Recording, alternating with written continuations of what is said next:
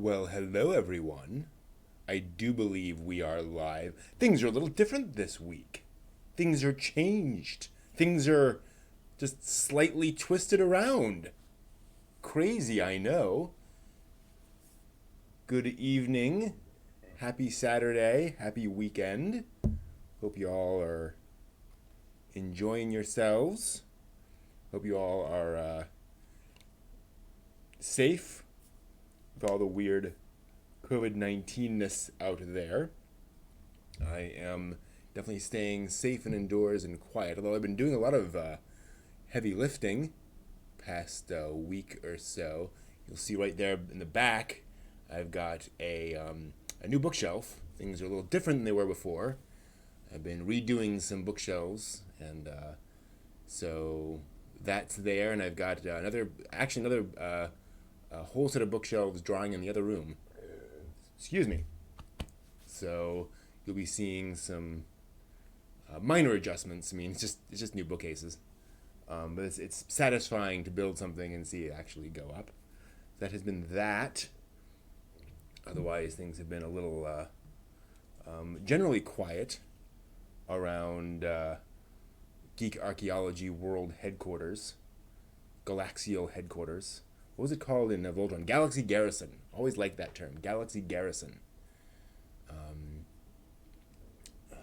Don't know. There's the this just comes trippingly off the tongue, so to speak. Training for the Tokyo Weightlifting Championships. That totally. Actually, I've been doing a little bit more exercise, trying to do some resistance training over the course of the week, getting into the habit of that. In fact, if you were to see my, I have a whiteboard back here, and I have some little check boxes for the little weight training I'm trying to do. Nothing crazy, just enough to not be all indulgent and indolent in these times. Trying to be a little more aware of health and such, which would be good. Gonna be weird having the Olympics not on an even year, you know. Things change around. So how y'all doing? How's your week been? What's been new in your worlds, anime and otherwise? One moment. That's good. I've been actually reconfiguring some stuff around here. Doing your own hobby hopper. That's cool, Jay. I do have an idea for a May hobby, but not sure if folks are going to be in for that or not. Also, not sure about continuing on with trying to jump to a new hobby every month. It's not working for me very well, I'll be honest. In other words, I'm not saying I'm going to stop Hobby Hopper, but I don't know if I can continue with Hobby Hopper myself, but I'm going to be able to keep on doing those hobbies. It's tough. Meditation, good idea. I like that. Yeah, it's a good question, Japanese Sandman. I guess they'll change some, but it's like that's a lot of expense, and at some point it's like, well, you all know, right? You all know what Olympics we're talking about. Do we really need to change everything around? Pardon me. I do not know why I'm yawning. I've not had a particularly exciting day. Spent a couple hours in Animal Crossing this morning and this afternoon. Did take a walk and kind of get around today, but yeah, this has not been well. I did stay in like 6 bookshelves. So like, I guess I don't know. One of those weird things. Welcome, Sandman. That's why I'm yawning. Sandman is here. See, it's very very clear. Meditation. That's a good hobby for the month. I'm thinking of taking up knot tying, as in like not like as in KNOT tying. I'm not going to tie anything in the future ever. But yeah, I think I'm going to do some tying of knots. Learn how to do that because it's really nice, really useful to know a couple of standard knots. You can take some rope and tie two things together, tie two ropes together fairly securely. Do that kind of stuff.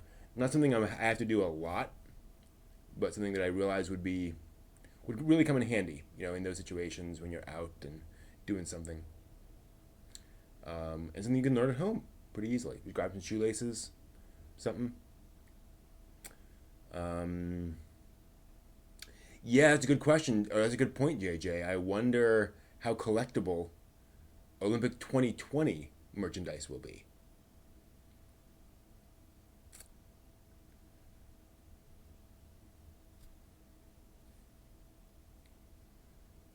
Yeah, this will not be the 18 plus version of rope tying.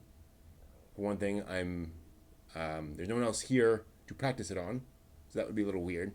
Can't do that. Can't do that. Don't want to do that to yourself. A little dangerous. Um, but yeah, I think a few learning a few knots would be nice. It would be not nice. Nice knots. I don't know how all that works. I don't know. But yeah, that's the thing is when if I do introduce this as our hobby for the month, I'll have to say we're not talking about that kind of rope tying that is well known amongst fans of Japanese culture. Um, yeah, that's a good point. With Otakon canceled, any 2020 merch? Hmm. Good question. I suspect they had not gotten further with, excuse me, making Otakon merch yet. I would assume that the ball would roll on that fairly early, but not like 6 months early. So I'll be curious. Definitely check in with us, JJ. Let us know if that's happening, because I would kind of expect them to wait until a few months out before they started making merch. But who knows? Big events like this, like Otakon, definitely need some lead-in time. Yeah, that's a good point, Sandman. That I think that is just such a thing. Everyone changed around. So I guess it'll be one of those things where if it's a major event, if it's Olympics, it'll be a big deal. Um, Especially if it was like expensive at the time. We'll see. Who ever knows? It is a weird time to be around. Um, you're absolutely right, Jay. Meditation does tend to improve patience, focus.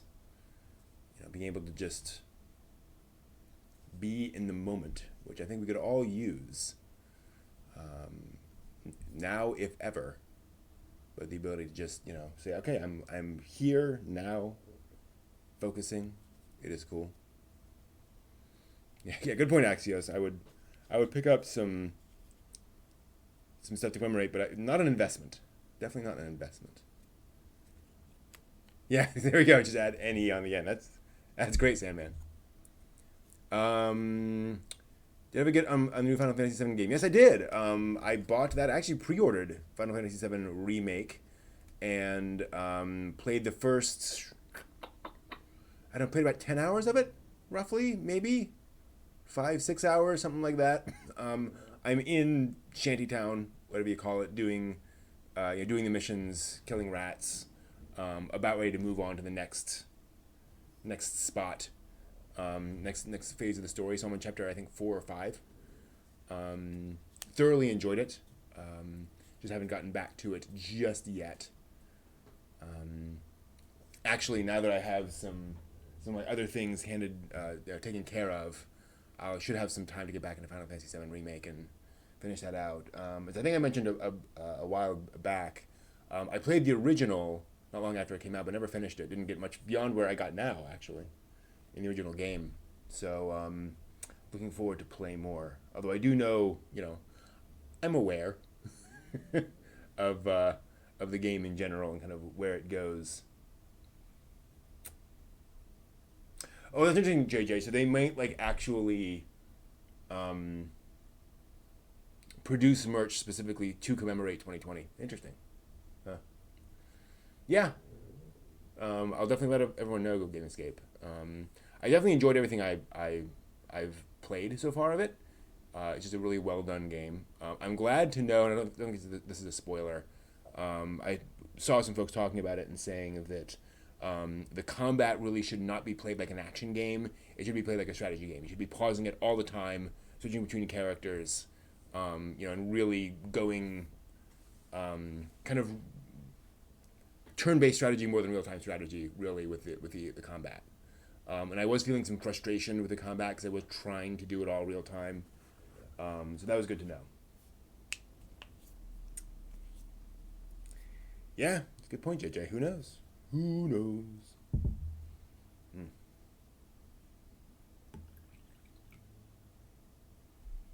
Yeah, like I said, I've been playing some Animal Crossing, which is a fascinating game from a game design perspective. Having not played any of these sorts of games before, either Animal Crossing or I'm blanking on the names of any of the others because I never played any of them. Um, but just seeing those loops and those economies in those games and how they keep you coming back if you want to is very interesting.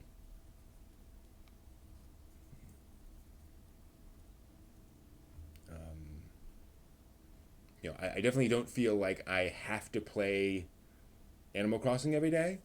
But I do enjoy it every time I do play it and jump back into it, and I am playing it, I'd say, most days. So it's interesting seeing the rewards and how it pulls you back in for a game that has no big end goal. Where you're not saving the world, you're not, there's no big plot that it's executing towards. It's interesting seeing how they keep that cycle rewarding and the different ways that they do that. Really fascinating. Should I try some mana? I might. I've heard the demo goes a good ways into the plot, so it's worth trying out the trying out the trial of Trials of Mana. Is Animal Crossing that good? So it's interesting.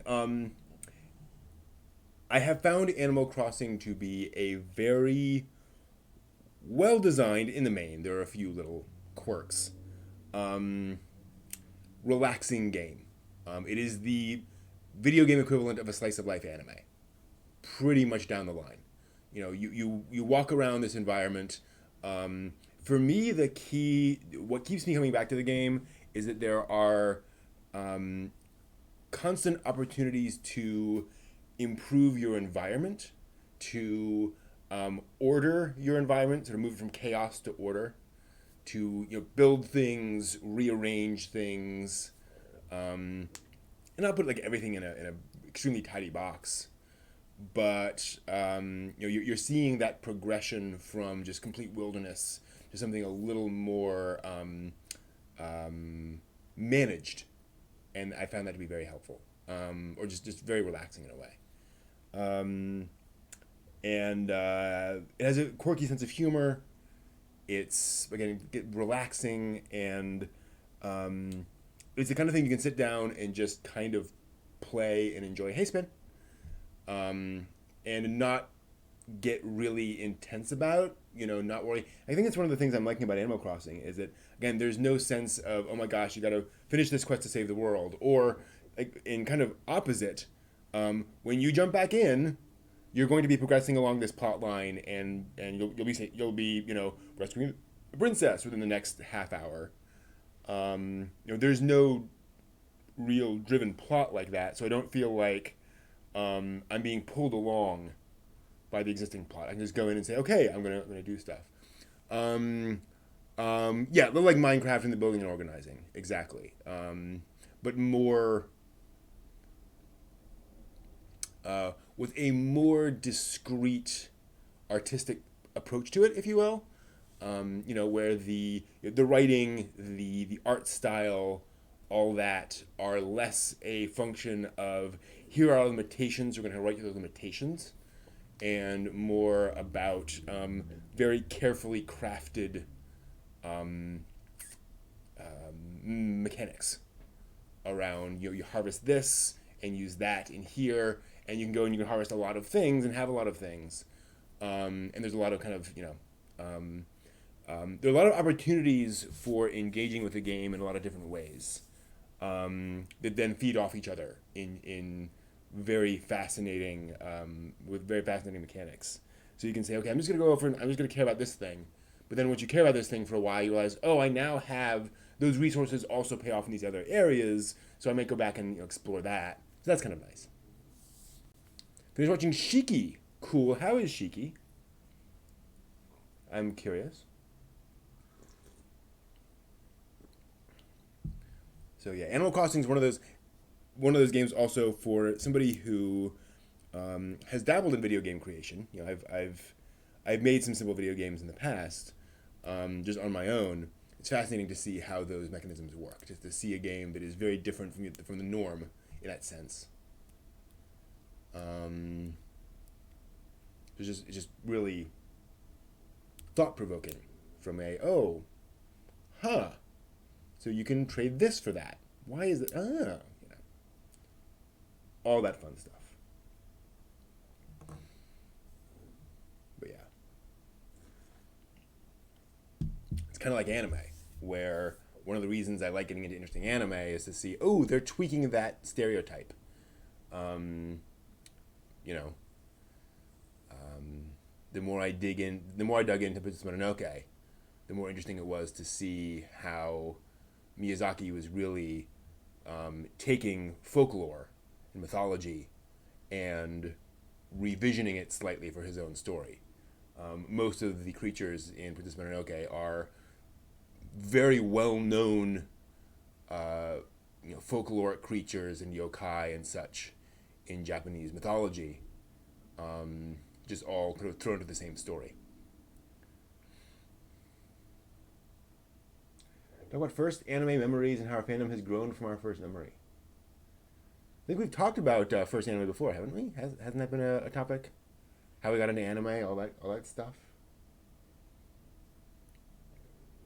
I've talked about Voltron and Sci-Fi Festival of Anime and all that stuff. But y'all hear that?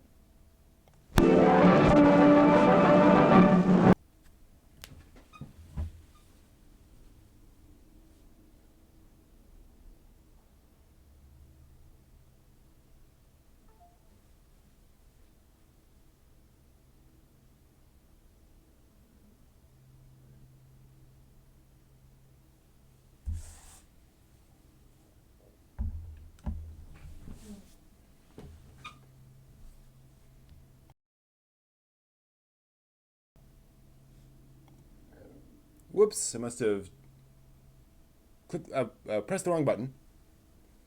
Sorry about that. And I completely forgot. Well, see, now my hat's got all sorts of stuff on it, so I gotta take a moment to clean that off. I think we had some dust in here, some sawdust rather, from all of this construction in here. Okay. Apologies for the complete unprofessionalism there. All right. One moment. We'll just clip everything over, switch everything over, and I think we're good to go. All right. A minute to rearrange. Yes, exactly. And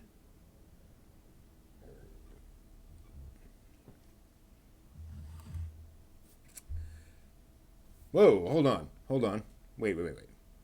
Something's not right. I think... Oh, yes, I tapped the wrong thing. I pressed the wrong button. This is going to be one of those nights where we have a variety of technical difficulties, right? And we're just going to have to deal with that and live with it. It'll all be okay. It'll all work. Hey, Becca. Okay. Try this again. Hope it doesn't fall. Hey! Hello and welcome to the latest anime news for the week ending May 2nd, 2020. First up this week, Jun Maeda, who is of course writer of Angel Beats, Clannad, and other beloved series, stated on a live stream he will be officially announcing his upcoming projects next weekend. Maeda was the featured guest on Tuesday's live stream from the, I'm not sure if it's Genron or Genron Cafe? Don't know. An independent event space run by publisher and think tank Genron or Genron. The small business hosts regular discussions and seminars from, quote, notable invited speakers, end quote, like writers, politicians, and entrepreneurs, and streams those events online for subscribers. Now, during Tuesday's event, Maeda said that he will be announcing his new slate of projects on May 10th. In other words, basically a week from now. These projects will include a new anime project and a new online portal tentatively titled Jun Maeda's Associate Lab. So, Maeda fans, look forward to more news next weekend and make sure to start stocking up on tissues. The June issue of Shueisha's Jump SQ magazine, meanwhile, has revealed a new entry coming to the Prince of Tennis franchise. The new anime will tell an original story featuring Hyote versus Rikai, two of the school tennis teams from the series. This story will mark the first time these two schools have faced off against one another, so I'm sure fans are in a tizzy. Takeshi Konomi, creator of the original Prince of Tennis manga, will be overseeing the matchmaking for the anime, so it'll all be legit. The manga was serialized in Weekly Shonen Jump magazine from 1999 to 2008, so it's been around for a while, and inspired an anime adaptation that ran from 2001 to 2005, as well as at least one live-action musical, which, if you can find it, look it up. Konomi then launched the new Prince of Tennis manga in Jump SQ in 2009, which spawned its own 2012 adaptation. A television anime adaptation is now in the works for the mobile RPG King's Raid. Speaking of, the anime series titled King's Raid Successors of the Will is set to premiere sometime in the fall of 2020 and will be co-produced by OLM and Sunrise Beyond. An official website has already opened for the anime featuring a first preview video, so check that out if you're interested. The anime will tell an original story different from that of the game, so that's cool. It takes place on the continent of Orbis, which is, wait for it, a fantasy land of magic and swords. The protagonist is an apprentice knight who has lived a relatively peaceful life until discovering that a monster appeared in his neighborhood, and since this is every good fantasy story, he must embark to find the holy sword alongside a trusty companion and guided by a wise man. So, if you like that kind of thing, that's what you're going to get. Anime planning and production company Twin Engine announced on Thursday that it's launched a new crowdfunding campaign to launch a feature-length film of Shigeyoshi Tsukahara and Twyflow's original anime project, Kuryakuba. Now, the project began with a crowdfunding campaign back in December of 2018, which funded a 4-minute pilot film for the anime. That campaign ran for 3 months and raised 276% of its original goal. This new crowdfunding project will run through, get this, August 27th, so it has a while and it needs it.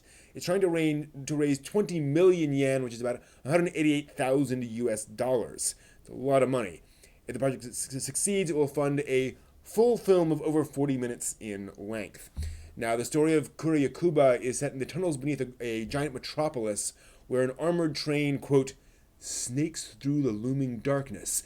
In command is the mysterious girl, Tane. What awaits her and her comrades? From the winding alleys of Akigata, dawn, to the deep subterranean world of Kuragari, dark, a daring adventure unfolds. AKA stuff will happen. Twin Engine also brings us another piece of news this week, actually. During their live stream on Thursday, the company also announced the foundation of a new studio team called EOTA, or Engine of the Animation. This team is made up of producers and creators from 7 different studios and aims to, quote, allow the studios to pool resources and work together to produce video content for worldwide distribution, create short content for social media and other platforms, and form a group that can continue to produce works under flexible circumstances, end quote. The contributing studios are Studio Colorido, established with Young Creators in 2011, Geno Studio, and Le Duce, or Le Duce, don't know. I hope it's Le Duce, known for their established experience in 2D animation. Picus, who specializes in CG production, Daisy, Twin Engine's digital animation division, and Filmoni, established by Yojiro Arai and Team Yamahitsuji, led by Tetsuro Kawano, and is currently working with Studio Colorido on the upcoming Burn the Witch theatrical anime. So if you followed all that, they're all going to be working together at EOTA. If anyone out there is an aspiring manga artist but doesn't write in Japanese, this announcement might be pretty exciting for you. This season's Tezuka Manga Award from Shueisha and Weekly Shonen Jump will be the 100th iteration of the twice-yearly contest. And to celebrate this fantastic milestone, a new award has been added for overseas manga artists. Alongside the usual contest, the Special International Department is seeking manga entries written in English, Spanish, Chinese, and Korean. The first and second prize winners will each get their manga published in either the print or digital version of Weekly Shonen Jump, and will receive 2 million and 1 million yen in prize money, respectively. That's about $19,000 and $9,000 US. An honorable mention winner will also receive prize money of 500,000 yen, about 5K US. And all three of these winners will be invited to the award ceremony in Tokyo. That's pretty darn special. We'll see how that works out. The contest boasts an impressive lineup of judges. Creators of the Dragon Ball, One Piece, My Hero Academia, Blue Exorcist, and Slam Dunk manga series will all be judging both the domestic and international manga submissions, along with representatives from Tezuka Productions and the editors-in-chief from both Weekly Shonen Jump and Jump SQ. So, man, the contest is open for submissions through September 1st, so you have some time to submit, and we'll announce the winners in December. Contest rules and submission info, along with comments from the judges, are available in English on the contest's website. The site is linked in the video description below, so future Shonen Jump artists, go check it out. Be curious whether they're going to actually then translate it for the release in Shonen Jump. Who knows? Now, this summer's Comiket event might be canceled, but the event is still doing their part to distribute anime goods while supporting healthcare services, which is pretty cool. The organizing committee has partnered with the Red Cross in Japan to encourage anime fans to get out and donate blood. Those who donate 400 milliliters of blood to any Red Cross medical center in Japan between May 21st and June 30th will receive a special poster from one of Comiket's cooperating partners. The available posters come from various properties like Hololive, Grand Blue Fantasy, Princess Connect Redive, and others. The committee encourages participants to make appointments and check the website of their local Red Cross beforehand, of course, and emphasizes that the situation might still be subject to change along the way. And hey, if they want long-haired Yuki Nagato to take my blood, sounds good to me. Here's hoping the campaign will encourage folks to get out and help their local Red Cross. We all know people will do just about anything for their favorite merchandise, so why not help out the community too while you're at it? Sounds good to me. Let's see here. Moving on. Now, if you've got a VR system at home, your quarantine movie watching might have just gotten a lot more exciting. Funimation announced this week it has partnered with virtual reality theater company Big Screen to offer anime films and live-action films through VR, both through scheduled screenings and pay on demand.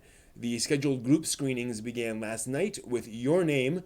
Upcoming movies include My Hero Academia 2 Akira, and The Girl Who Leapt Through Time, among others. And I gotta say, that's not any of those, so I'm curious. For the full screening schedule, check the link below in the description.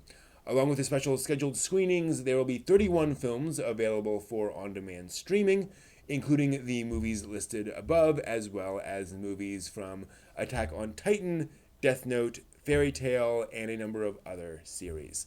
Pretty cool, and I gotta say, watching movies in VR is quite the experience. You have this giant screen.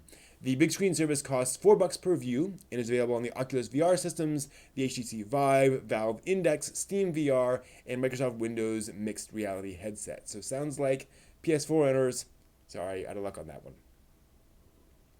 Yoko Kanno and the Seatbelts Band are back again this week with another home performance of iconic music from Cowboy Bebop, but with an extra special upgrade this time. Excuse me. The new performance of the Real Folk Blues Cowboy Bebop's ending theme, of course, features a cast of more than 40 guests, including voice actors from the series and musicians from across the animation and games industries. The 7-minute track was released on Bandcamp and YouTube and features a pay what you want donation scheme, with all proceeds going to the CDC Foundation to aid coronavirus relief efforts. That's pretty darn cool, and what a great use of that title. Real folk blues. The project was arranged by Mason Lieberman, a senior game audio coordinator at Tencent. When commenting on the project, he said, and I quote, "This project grew out of the goal of creating something fun and beautiful with the huge number of available musicians who have been sidelined due to the COVID-19 crisis. As it snowballed and grew, I realized we needed to use this as a valuable opportunity to give back to others and support everyone else who has been impacted. Many of my personal heroes are present on this release, and it is a tremendous joy to see them all working so hard for the greater good in this exceptional time of need." End quote. The track and the video are a lot of fun to watch and listen to, so go check it out later and think about donating if you got a little extra spare cash sitting around. Here's hoping. Now, our last bit this week might sound a little deja vu if you were watching last week. Also, yep, another anime-themed Tamagotchi collaboration is on its way.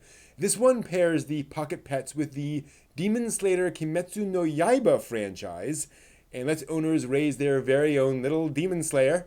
The devices once again come in 3 different themes, this time of Tanjiro, Nezuko, and a butterfly-colored Demon Slayer core version.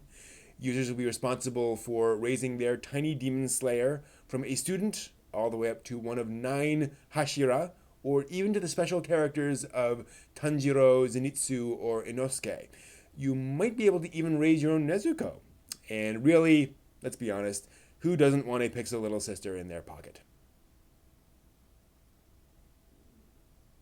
The devices are set to release in early October and will cost 2,530 yen, or around $24 each. That's all the news for this week. Thanks for watching. See you next time.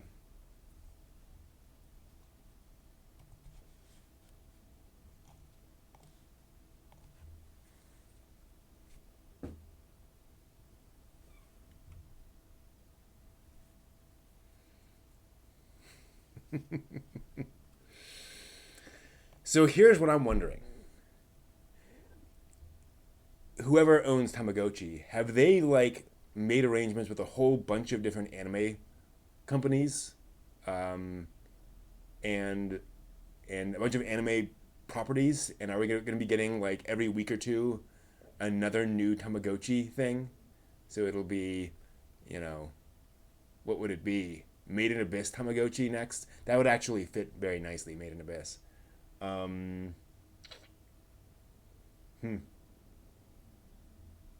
wonder. I wonder if this is going to be a thing. I don't know. I just don't know how big that is. Not sure. Also, those were the old Tamagotchi from last time. Dang it. Shoot! I got the wrong image. Oh well. Yep. Wrong image there. Sorry, Becca. Must have been scrolling down and clicked the wrong thing. Oh well. That is sad. Who are these marketed to? They are marketed towards Japanese youth. 10-year-olds who want to play around with that and want to press the buttons and do that. Right? There are certainly plenty of folks. And also remember, in Japan, you've got your backpack that you can hook things to. So when you go to school, you can just clip your Tamagotchi to that and take that around with you. And if you're in junior high, you have your little briefcase thing. Clip it to that. So that's cool, Russ. I mean, let's be honest, Digimon were basic Tamagotchi. That was really the theoretical concept in terms of, what are Digimon but little monsters that evolve. Yeah, so that's the thing. I want to know now, can I make my Demon Slayer Tamagotchi fight my Evangelion Tamagotchi? That's the real question. If I can get those working, I'm all for that. I'd get 5 of each and just have them all fight all that stuff. That'd be cool. Don't think it's happening anytime soon, but whatever. Okay, so we've done that. We're gonna do something else next. We're gonna do something a little different this time. We're gonna change some things around. We're just gonna make it all happen. We're gonna make things change. It'll be weird. It'll be different. It'll be fun. So, we're gonna transition now to a new segment that I like to call "Talking to Other Otaku." I don't know. We'll call it something else. What do we do? Otaku was the old segment. Well, that was an interview show. Well, we'll see. I'm going to bring on one of the folks right down there. I'm going to talk to them a little bit about the news. That's right. We're going to bring someone on. I happen to have something already prepared. So give me a moment here, and we will switch over to our news segment. And let's see if we can make this work.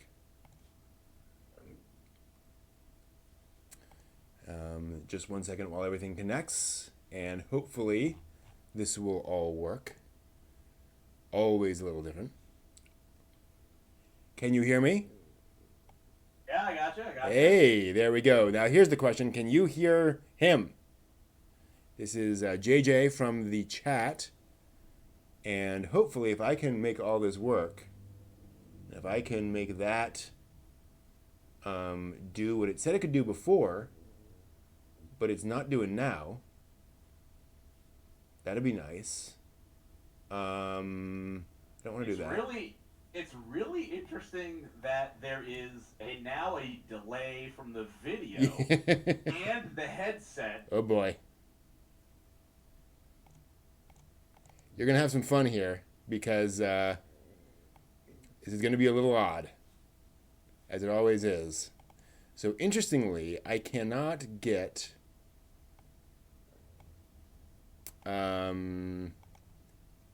OBS to see you, your window here. So 1 moment. Just got to make sure. Am I on the right thing? I should be on the right thing. I'm not seeing any other windows. I'm seeing you on one screen and on the YouTube. Okay, cool. Yeah, OBS just does not believe that other window exists. That your Discord window exists. So we may just have to make this audio only. And that is just the way that's going to have to be. I wonder if... hold on. That kind of worked in a way that was very scary. I kind of wished that the camera had worked on the laptop, so we could have done this video-ish, but... Oh, there we go. But that's not actually doing the thing. Okay. Interesting. So OBS is just not willing to see that thing. All right, that's fine. That's just how it's going to have to be. It'll just be that way. And we'll just talk. That's fine. So we wanted to talk about the news this week and some of the news items from this week. And I'm just going to pop open my my lists. So, John, why don't you tell folks a little bit about yourself and your relation to this whole Japanimation thing?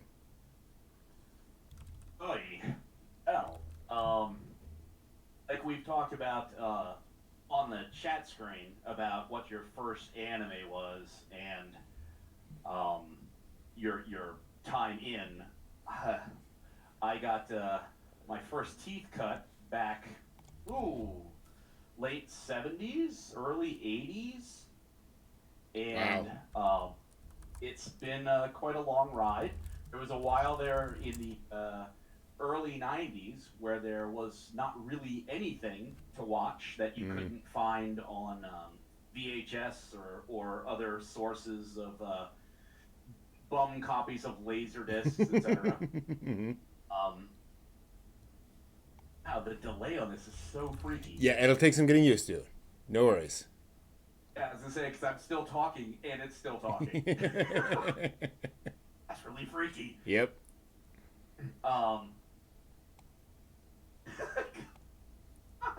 It's just wild.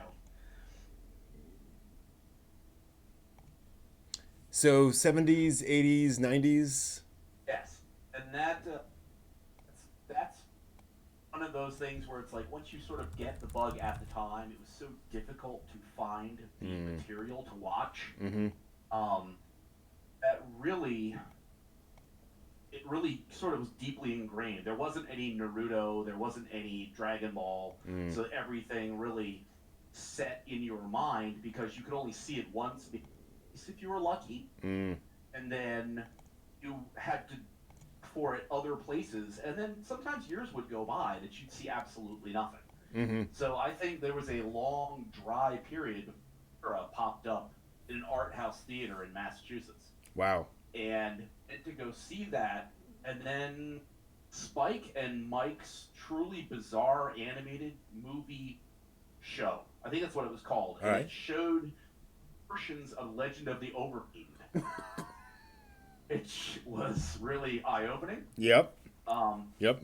and then from there, literally things started picking speed because that's where you started having the DVD world start to open up. Mm-hmm. Um, And that when was this? that oh gosh, Akira was. I think I saw that in an art house theater in like 90, 91. Okay. Yep. That would have been a few years after it came out in Japan. Yeah. So it was really quite amazing because I think by the time you hit 95, you start seeing a lot more stuff showing up. Yeah. Saban Entertainment with their Power Rangers, that obviously as that got popular, that sort of took with it a lot more Japanese kind of cartoon stuff, and that sort of fueled the fire because it's like wow, so now I've gotten over the dry spell, and now everything is starting to cascade forward to a point that now, gosh, I think what my Uh-oh. I've 11 or 12,000 episodes of stuff I've watched in the last few years. Dang. Yeah, it's just I watch anime every day, and it's really Yeah. Just you're cutting out here and there, so all right. Trying to keep the mic right on target here. So fair enough. I'll Yep. hold No worries. up. But so that's Uh-oh. again, you just now a second after you cutting out, I'm cutting out. Okay. Kind of fun. But yeah, so that here we are today.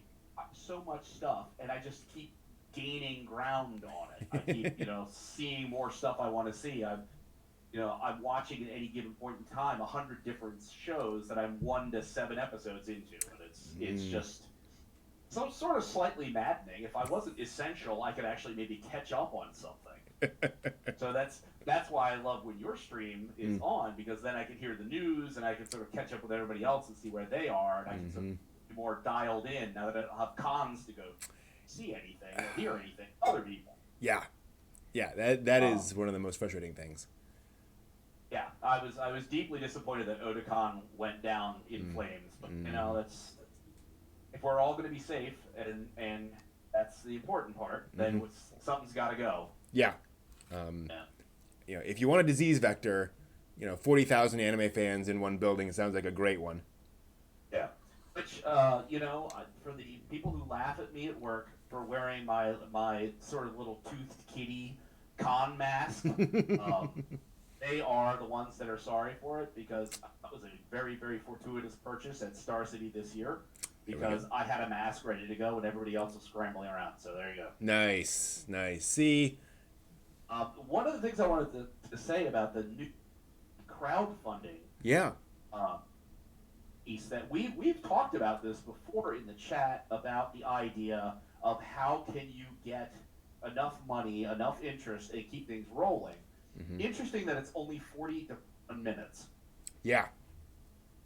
That's kind of funky, and really, just the little description of it, that there's this woman driving this train, it sounds exactly like Cabaneri of the Iron Fortress. An armored train, there is a woman in charge of the train, although she's not physically driving it.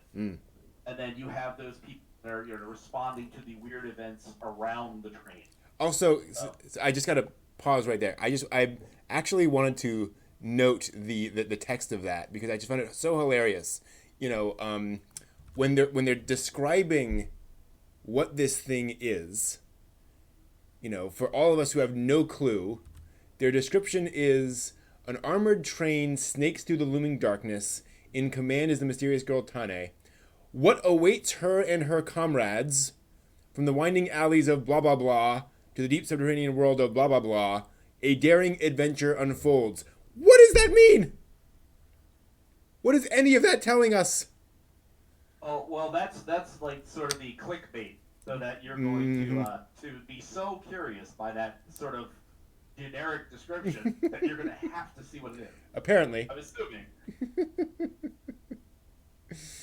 Yeah. But again, Yeah. for 40 minutes, that's really, and I understand the limitations of, that, you don't have any kind of planned income that's necessarily future planning, so you Sure. can't really go down and say, I'm going to do 100 minutes worth of time to see what we're going to get out of this. Well, I'm curious how they're seeking to raise 188,000 US dollars equivalent to make 40 minutes of animation. Yeah. That does not seem like a lot of money to produce that much, modern high quality animation.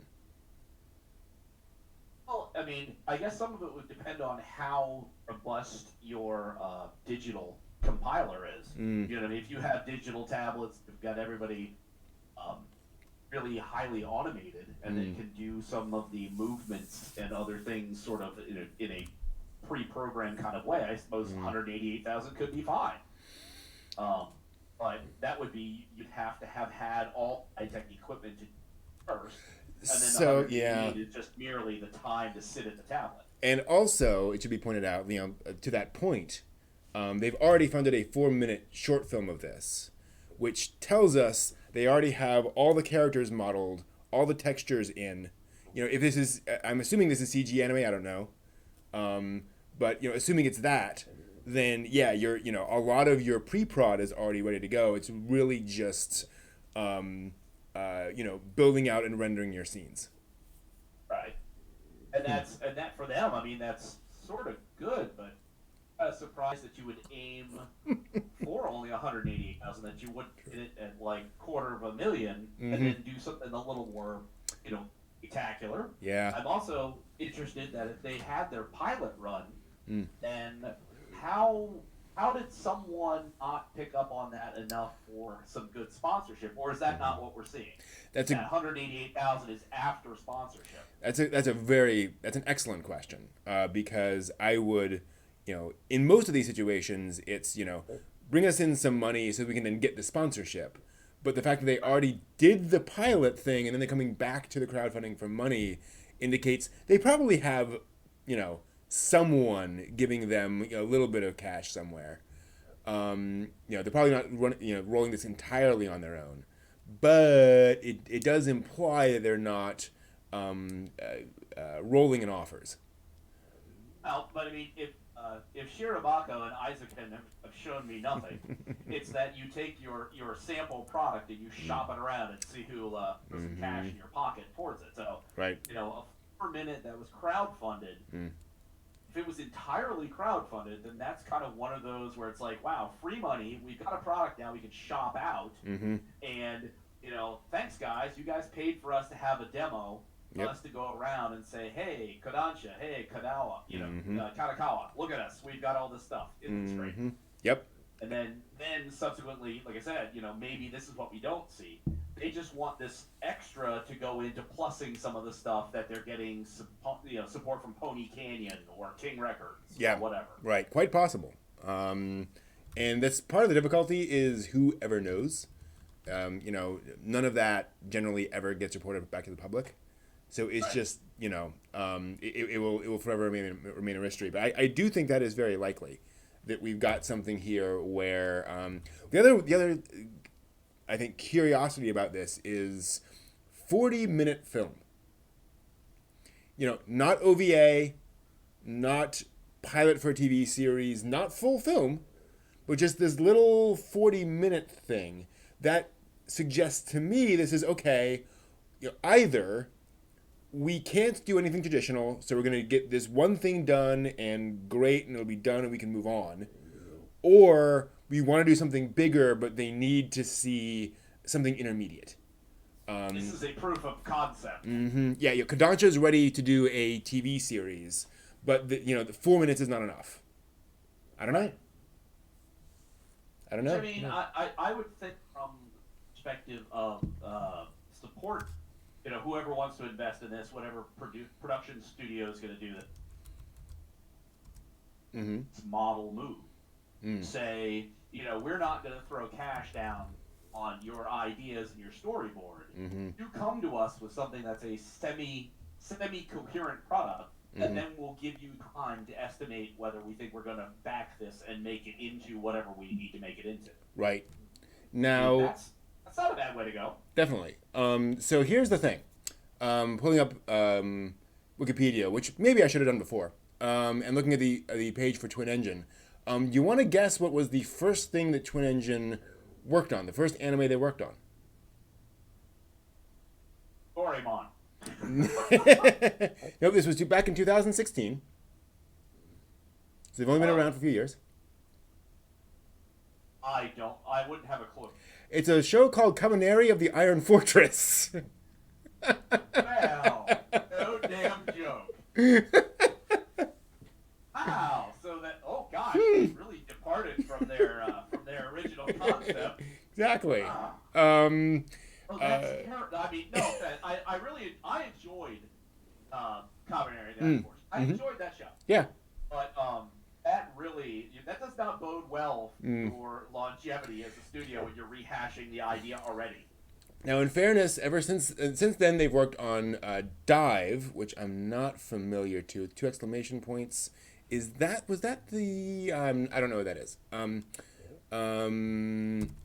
Then that wasn't the no. That wasn't it.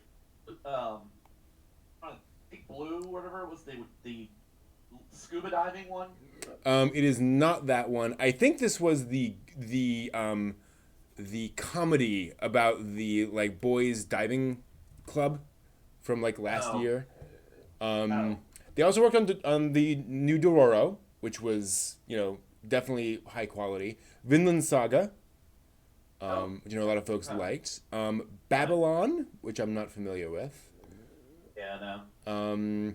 And then the 2020 version of Pet, which also I am not familiar with. I have not heard of that. That was on. Oh, that got grabbed by Amazon Prime. Well, that would be wise. I don't have Amazon Prime. So a psychoactive technique allowing users to enter the subconsciousness of the human mind. Sounds like sort of a relatively high concept series. I heard a few sort of good things. They've also been working on Night is Short, Walk On Girl, Lou Over the Wall, things like that. Yeah. So sounds like one of those classic anime, smaller anime studios that's helping out on a variety of works. Sort of in the background, doing production. Yeah, they're listed as production, planning, cooperation, etc. on these. Trying to sort of break out, I guess. Which, I mean, right now with all the on finances for both families, it's a really hard time to break out. Mm-hmm. Yeah. And I do wonder if this isn't, in a sense, one of those moments where it's like, well, everybody's home alone. Everybody has nothing to do but look at the internet. If you're going to launch a Kickstarter, now's not a bad time. True. But then if you're going to try and get it, I mean, are they they didn't say it in the article, but is it gunning for a theatrical release of this 40 minutes? Because if you're going to release it through Crunchyroll and to some conglomeration that does Tower of God now, or you're going to do it through Netflix or something that's a exclusive streaming service, then yes, perfect time. Yeah. If you're actually trying to do it in a movie where people sit down, you couldn't have picked a worse time. Exactly. Yeah, no. Let's see here. I'm just double checking the article to see if there's anything hinting one way or the other. Let's see here. Do backer stuff. Nope. Nope. No hints. Certainly, like the concept art looks like they're going for something pretty big budget. In which case, then I hope they're gunning for 2021 because it's not Mm-hmm. gonna happen 2020. Yeah. Well, I mean, the crowdfunding doesn't end until late August.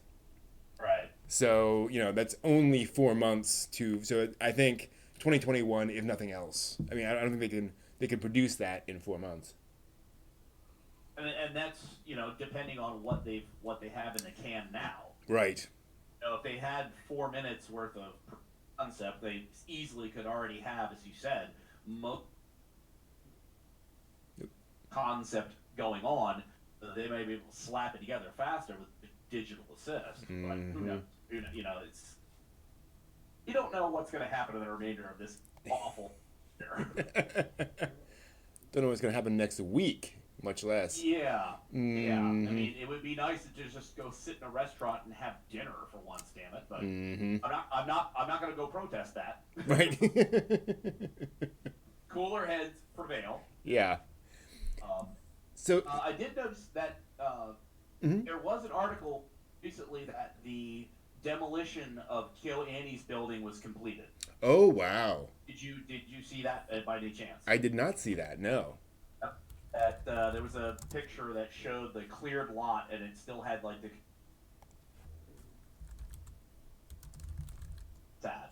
That was sad to see, but Yeah. no, I didn't see any sort of indication. Is there going to be a memorial there? Is there going something? What are they going to? Because it is. I mean, where KyoAni was, there's residential stuff like all around it. It literally, without the building there, you could actually. There's a street that runs right up on the one side. You can actually make a through street on that. But. Yeah, I'm looking at the news story now. Gosh, hard to say. I know from what I recall, they were thinking about doing a memorial, but folks in the area were like, let's talk about that. Let's figure out what is like an appropriate memorial. Do we want to make this a some massive tourist attraction, or do we want to make it more understated? So I think, given the position of where that is, yeah, a massive tourist attraction would be horrible for that neighborhood. But at the same time, if you look to some other random building, there are going to be anime fans who will come to it. Exactly. Yeah. I mean, that's just a sort of a given. The Brooklyn stairs from Joker. People will. It's just stairs. There's nothing there. It's just stairs. People go to see it. Yep. Like the story about the K-On! High school. I don't know if you heard about that. So the high school. The school that K-On! Is set at is based on a real school, but also happens to be an elementary school. Oh. Yes. So 30-year-old otaku started showing up at this elementary school and taking photos everywhere. Oh. And folks were, apparently it was one of those things where, like, the day of, there was some alarm, and not alarm, but teachers were like, "What's going on? Like, we should figure out what's going on." And then, like, someone connected and said, "Oh, that's right! Like, this anime was coming out, and they came to the school and took a bunch of photos of the school. That's what's going on." And then they went out basically to the otaku and said, "Hey, look, we appreciate, we get it, but also this is an elementary school. Like, chill a little bit. So, like, find the right ways of doing this." And see, that's always the interesting and wonderful part about going and getting the sort of thematic shots for various places. Like, Girls in Panzer, Osai Academy, is on a boat, but there is a town, and they feature sections of the town in the anime, and it was shortly after Girls in Panzer came out, and I was watching a little, and the town had little poster boards up in the various locations of like some of the characters, Oh, cool. sort of like Japari Park with Grape Cook, Okay. where they had the little BP Girls Penguin singing group from Japari Park at the Tokyo Zoo. Mm-hmm. So it's like some of these places, obviously not elementary schools, but some of these places is a genuine form of their local JCs figuring out how to get income for the town. Mm-hmm. Yeah. So that does work Ooh. in some There's way where you're not having to get out the big thing that you see in some of the animes where they hold off the stranger with giant hook thing. exactly. If folks are curious about this, there's a wonderful book called Anime Supremacy, which I'm holding up right now, by Mizuki Tsujimura. It's a book about the anime industry, so think sort of a Shirobako-esque kind of a thing. But one of the things it deals with is these small towns. One of it's fiction, but fictionalized kind of how things actually work. And one of the things is one of these small towns has set up a bunch of cheap space where an anime studio has set up shop in this small town because the rent's dirt cheap. And then the folks working at the studio are like, we're gonna make an anime. We should set it in this town, and use its local festivals and so forth as part of that. And how some of the locals are like, do we want that? Like, how disruptive will that be? And is that disruption ultimately worth it? Because one of the things people talk about is the reason the rent's dirt cheap is because the town's dying. Like, there's just no money coming in, and they desperately need this revenue. And so the anime studio is basically saying, hey, this can bring in revenue, and there's this just fascinating tension between folks who are like, we like it the way it is, but we also recognize that the way it is isn't working. So do we want to bring in this level of tourism? And then if local tourism does come in, how do we not manage it, but how do we make it work? So one of the things is exactly that, setting up spots where folks can kind of congregate, setting up, places to say, hey, go here, go here, go here to get your photos. And you can go other places as well. But, if you kind of want your fix, you can go and get your fix in these spots, and you're not wandering around trying to figure out, where do I take a photo? Like, what, where is the place? What kind of guide you to the places you need to go? You see, that reminds me, and I wish I could remember the name of the anime where it is a girl, small towns face to be the representative of the town for urban renewal. Mm-hmm. And as a part of their trying to renew dying town, she goes and gets with people who collect around her, goes and gets a movie production team to come into town, and the people are concerned about what the filming is going to do. They do a big festival idea to bring in, and I think it was like mushrooms or something. I think was the local specialty. I can't remember what it was. Okay. But to bring all these strangers in, and then how the locals respond to folks walking around and leaving trash places and sort of bumping into the locals who are trying to carry on with their life. And it's so that's that was an interesting little view on that, and also sort of the idea of moving out your production facilities from Tokyo or from Kyoto or from wherever. It was Udon World. Oh yes, that's right. He goes to the field office for the anime production group, the husband and wife of that group, wherever that little town was, and that's where he grew up. I just wish I could remember the one where the girl was the face of the town. I can't remember that one. Was that Sakura Quest? Yes, thank you. Okay. Thank you. I don't need to yell. My apologies. It's quite all right. But both of those are very interesting ideas, where you are farming out these things to different places for economic reasons, and then obviously for world, they don't really have any conflict, Mm. but just that farming idea. And then Sakura Quest is the what happens for farming results in things happening. Mm. What do you do about that? Yeah. That's very interesting. That segues to that book there. So that's very Mm. interesting. Yeah, apparently, like it's a real thing, especially with Japan's aging population, nobody and the urbanization of Japan. No one wants to live in these tiny towns. There's a beautiful segment of I think it was one of the Young Animated Training Projects, Anime Mirai project, um, and it's about a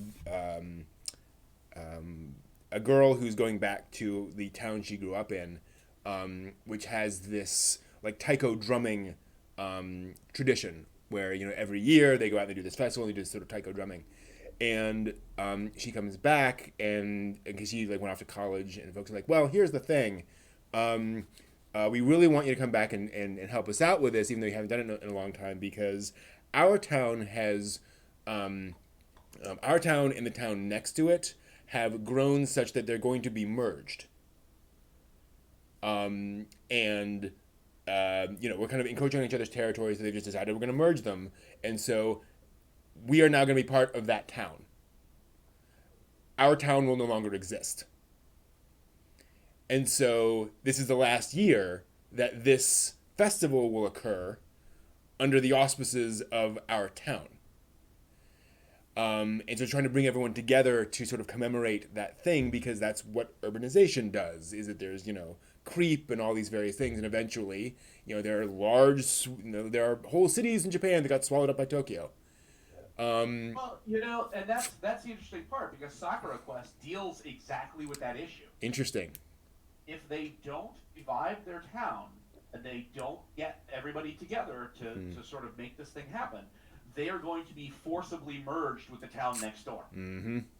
So that's very interesting. Yeah. Very interesting. And when you have a issue like that occur in a couple of places, that to me, watching enough of this anime, you can glean some cultural truths out of some things because of the frequency with which they appear. You can also tropes and other sort of easy stereotypes, but little things like that don't really function very much. And you can look at that and say, well, maybe that is genuinely something that is a thing. Yes. It's occurring in different places that's not necessarily central to the plot that's going on. It's a thing that is part of the plot, but not the central. So maybe that thing is a kernel of truth. So speaking of otaku sort of behavior, I wanted to ask you about this whole story about Comiket and their blood drive campaign. Because the whole idea behind this is that Comiket is essentially, from what I can understand, donating special merch, special posters to local Red Cross, where if you go to the Red Cross and donate in a certain time period, you will then get a Comiket poster as a result of that. Do you think that'll work? Did you see, there was a follow-up to that I just saw today, where it's an international campaign that they launched, where it's a mail-in campaign. Oh, interesting. Yeah, so you the joke there, that I'm sorry. Mail-in blood drive. Yeah, that is a little weird. Yeah, okay, that's enough with the joke. I honestly think, given events, it's gonna be kind of hard to find people who are willing to come out to do stuff. Yeah. So I think throwing merch at them is great. Now the picture that you showed, very specific to that. There's not any further information. Like, if Comiket doesn't happen, they're going to have a lot of merch. General. Yeah. So if it's not specifically blood drive related, this is a great way to be like, okay, here is this many yens worth of stuff we're donating to the Red Cross to write off. And Red Cross, you guys can do whatever you want to with this merch that we've written off for tax purposes. Yeah. You know what I mean? That is not a terrible thing to do. Well, slimy to do, but honestly, this is how you do things. It benefits everybody in this respect. Yeah. And the usual global blood crisis, anything you can do, I suppose, to get people to do something not in their houses is probably a bonus. Especially otakus who don't leave their house anyway. Well, this is kind of my question. Would you do it? Like would this entice you out of your house? If I was that deeply otaku'd that the characters on whatever their merch was were central to my entire. If there was a REM poster, like a Yeah. never made before, never made again REM poster, Mm-hmm. I'd probably split a vein for him. Yeah. You know what I mean? Mm-hmm. If there was some, and I, obviously that's kind of one of those things that I'm sure they sat down and looked at look at what the popularity polls were. If they made the merch specifically for this, I'm sure they sat down and said, "Hey, let's do Nezuko." Well, Put Nezuko on some of these, and we're gonna get like 50,000 people who'll be like, "Please take everything. I want this." here's the thing. Oh, go ahead. No, go ahead. Did you see the anime from, I think it was this past season of or the last season of the female fan of the idol group? It's like, if my idol actually goes to the Budokan, I will die. Oh, I kept seeing that, and I was waiting to hear more reviews. Yeah. Because that's not the one where she buys every single copy. That is the one. One of her favorite member of the band, so she can do the handshaking thing. Right? That's the one. Okay, well then you did talk about that. There we go. I remember. There we go. A friend of mine did finish it and recommended it. But and she said one of the reasons she enjoyed it so much, this friend, was because she's been to Japan recently for an extended period, and she would go out to she would walk by some of these places, and this is exactly what would happen. Like that anime series is a documentary in that sense. And he says, here's the thing, absolutely fans will go and sit in 110-degree heat for 9 hours for the CD that contains the ticket that is the chance to get the ticket to get into the concert. It's just we'll go through anything. So yeah, I do imagine. I think you're right. I think if it is if it's special, if it's not just, hey, this artist drew a special poster of random original characters, that won't be enough. But if it is, Saruyuki, not the Evangelion designer, doing an original Ray, then there will be people around the block. Yeah, there'd be a lot of blood flowing. Some of it would actually be donated, some of it would be people fighting. But, and I think, given that obviously the Comic Camp know their audience, I really would imagine that none of the merch that they're going to have is going to be just cheap crap. They're not just going to get a little, Shinji, get in the blood drive. It's not going to be a little button with a red cross on it, and that's all you're going to get. Yeah. Because nobody's going to care. Mm-hmm. Presumably when this all runs out, I'm assuming that there's going to be people who are going to post what they got when they went.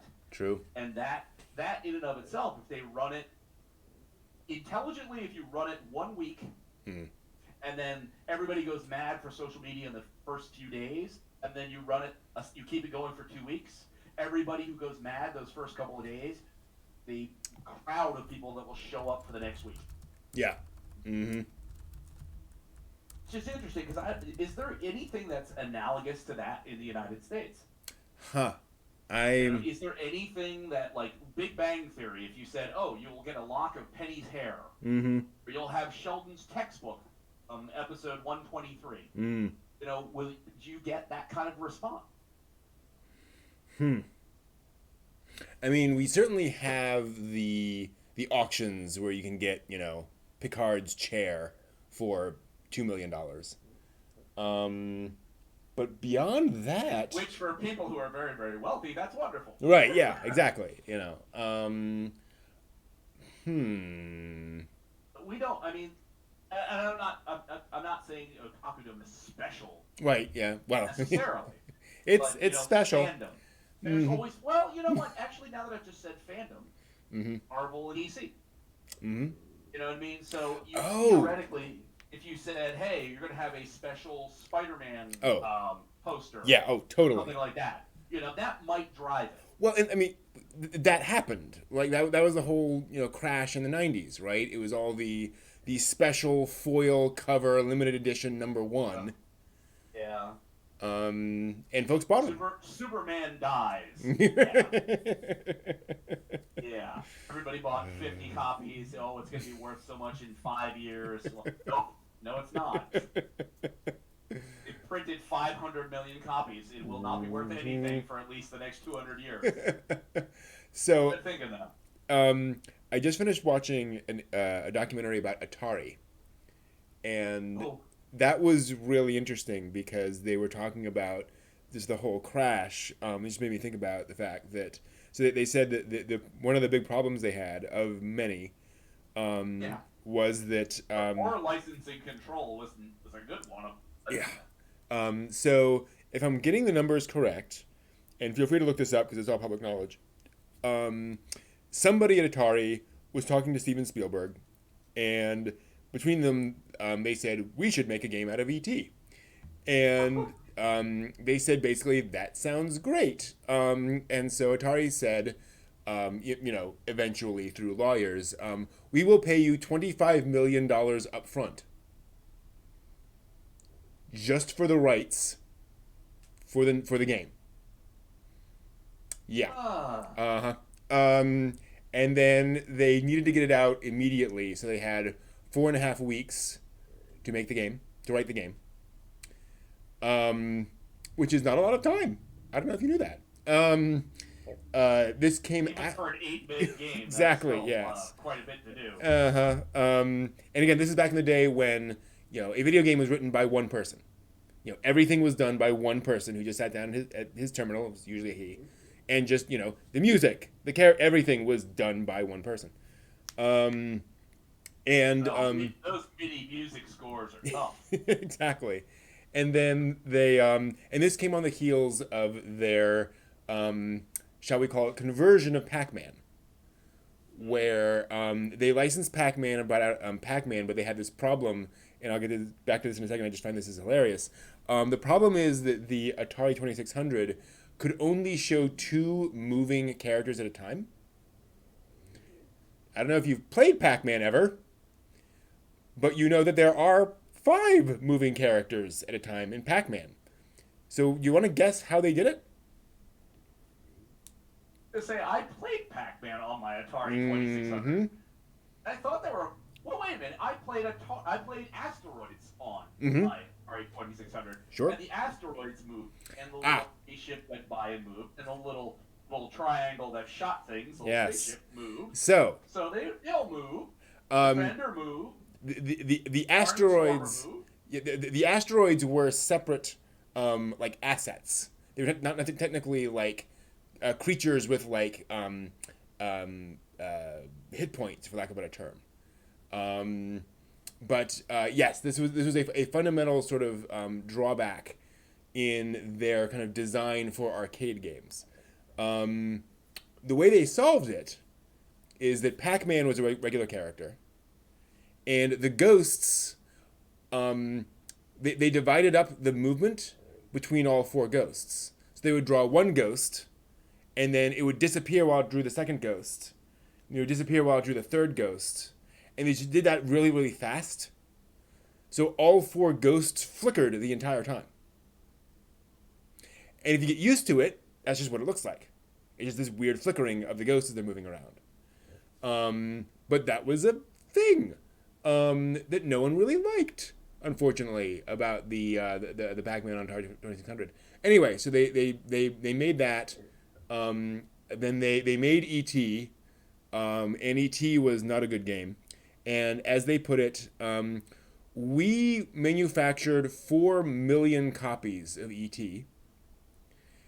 We sent them out to stores, and they returned 4 million copies of ET to us. Yeah.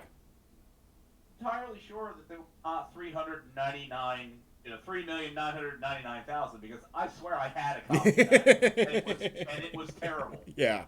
Because I at the time I see E.T. in the movie theater several times. Oh yeah.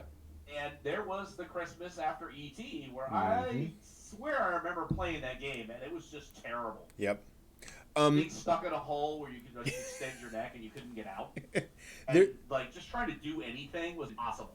There's a really good, I forget if it's an article or a talk at GDC, where a developer basically sits down and kind of defends that game from the perspective of saying E.T. is actually trying to do some really interesting things. They just only had 4.5 weeks to do any of it. And if you look at it from the perspective of somebody trying to figure out how to do something interesting in a very limited amount of time, you can see what they were going for. But also, not only do they have a time crunch, there are bugs. There's also problems with the game and the cartridge. So it's one of those, failure all arounds where you have somebody trying to make something work, not having the time, not sort of executing to that vision, plus other issues with like the hardware, all sorts of other things. So it's interesting that folks are basically like, it's not that E.T. was conceived to be a failure, right? It's just that all of these things combine to make it just an unwinnable scenario. Well, I mean, it's one of those games where some of the very primitive aspects of it reminded me of Adventure. Yeah. Okay. You know what I mean? Where you're just this little sort of pixel that wanders up, or you pick a sword up, and you got this horrible, ugly little dragon thing that comes after you. That you've got this very limited capability, and I don't even understand. Even if you said with enough money in the 8-bit game days, I have no idea how that game could be better than Adventure. Yeah. It was basically just going to be Adventure again with ET. Mm-hmm. The capability of the system at the time was not such that it could support any kind of, it wasn't going to be an Ocarina of Time kind of thing. Mm-hmm.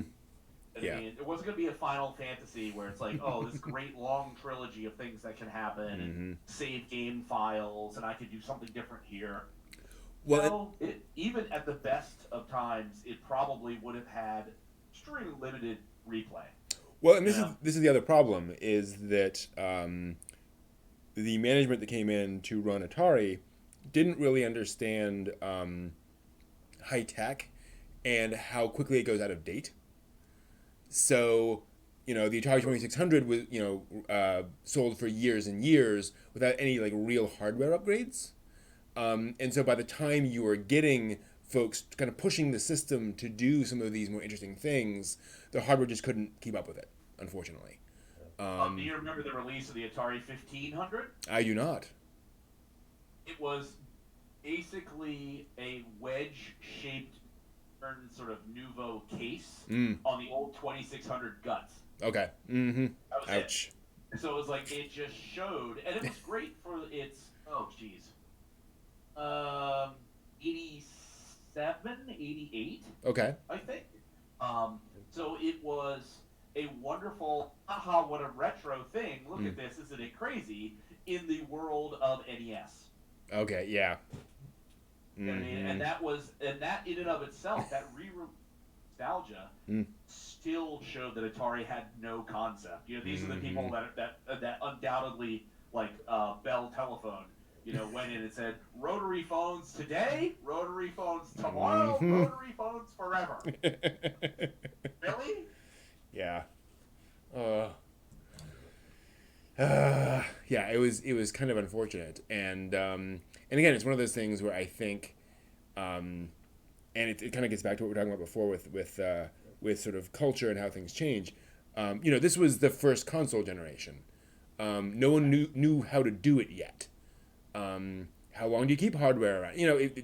The idea of a home console was completely new. So I don't blame them. One nice thing about the documentary is they go back to a lot of the folks and they're like, I don't envy anyone in any of the positions that they were in. because you're just making everything up from the get go, and some things work and some things don't.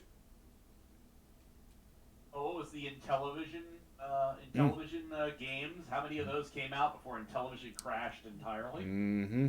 Yep. Um, and there were bits and piece consoles here and there over Mm. the years that just never Mm-hmm. interesting ideas, but they just never took off. Sure. Um, Um, Atari made $2 billion in 1981.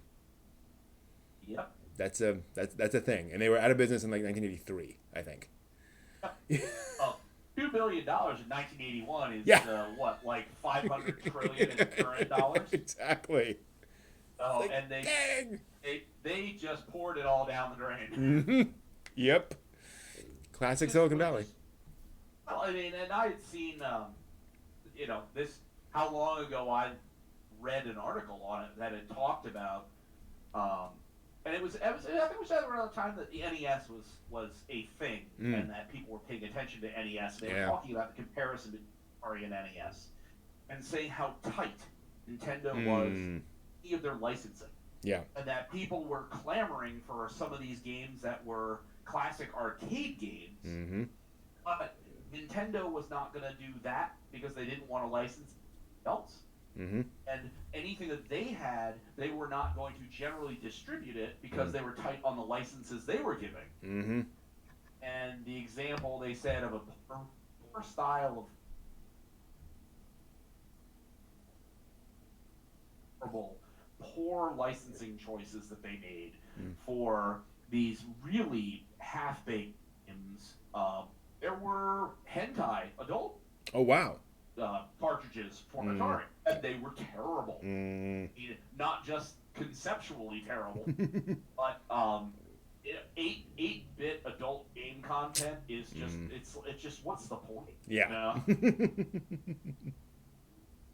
So I think in the console department they've come a long way. I still Yeah. am kind of curious to see why, given the functionality of consoles now, Mm. memory upgrades, et cetera, that it can do.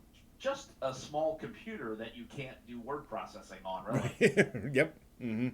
Yeah. You know what I mean? Like Hyper you optimized could for. stream. Yeah, I mean you could stream entertainment stuff on it. You could stream Crunchyroll. You could stream Hulu stuff. Mm-hmm.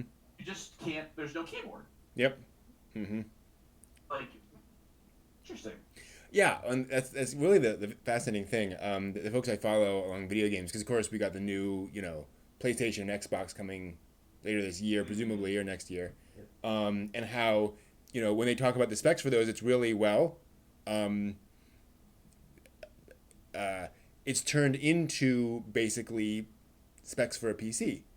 This much RAM, this much processing power. There was this, and so if you are, this is called geek archaeology. If you get in, if you like this level of geekiness, there was a video posted about the product specs for the PS5 and basically the hardware architecture for the PS5 by its, I think, chief architect, like a month ago or so, and it gets into like, okay, so here's the problem with caching data, and if you're trying to do route mapping and controlling things, like you have this throughput issue, and so you need this kind of thing to reduce the bottleneck here. It is in depth. It's like an hour on all the architectural things, and it's fascinating because on the one hand you see how it is like they're absolutely using like general purpose computer parts, but also how like every decision is informed by the gaming application of all of those pieces, and how hard it is to figure out. I mean, they have all sorts of custom chips in there just to sort of route traffic back and forth so that the graphics pipeline is as fast as possible, which you just don't need to do on a general purpose PC. And so, from the public's perspective, you have all these numbers, but then when you get into all the details, it's really hard to compare apples to apples. What what the similarities and differences are between those that hardware. I just think it's really fascinating how they have to just think about so many different pieces. Well, it's just having friends who do heavy gaming, Mm. who go out and they buy the 4K monitors and they've got the latest Nvidia and whatever else. Mm. Um, there's so much to be said for the gaming PC Mm-hmm. that you can do a lot more over a period of time Mm. with just the gaming itself and the actual video quality. Mm. Um, Far more, especially if you're building sort of an open architecture kind of box, Sure. that you can plug more stuff in, take stuff out. Mm-hmm. That gives you a lot more functionality over like 3 or a 5 year period than you get out of Xbox One, Xbox 1.1, Xbox 1.5. Sure. And it's not that people are hardcore console gamers. Mm. Good on you. You're Yep. happy with what you love, and that's super perfect. Mm-hmm.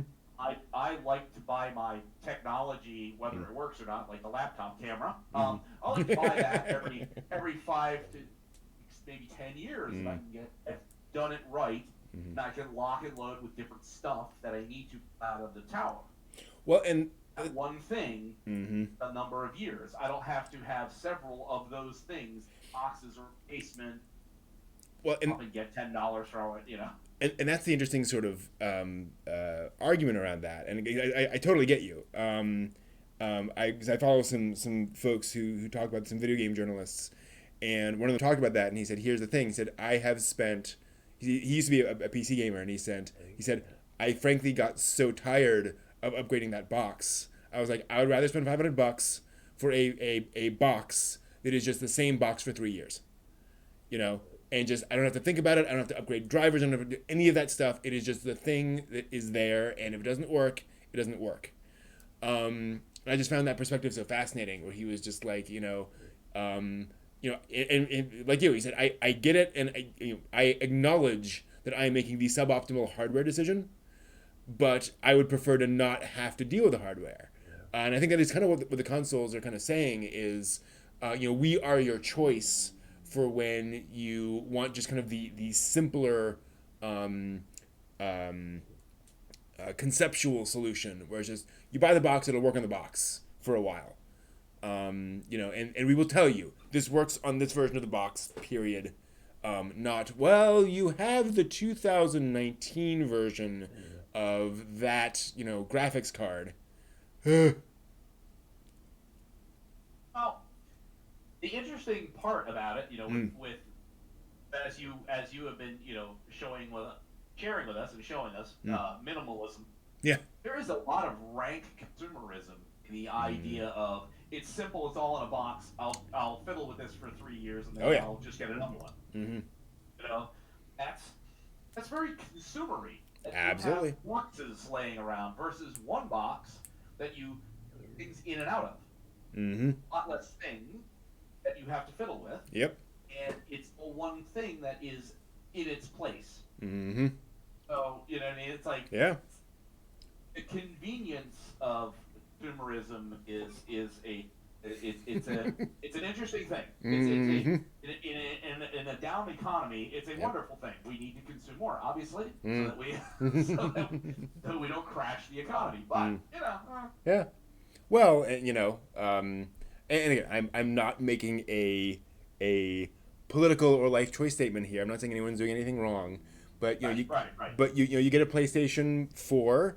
And that's great, and you need a controller, and then you got friends coming over. You should have some extra controllers, and that VR headset's really nice, but there's really only one VR headset for the PS4, so you really gotta get that one. And your controller broke, so you need another controller. The stuff proliferates very quickly.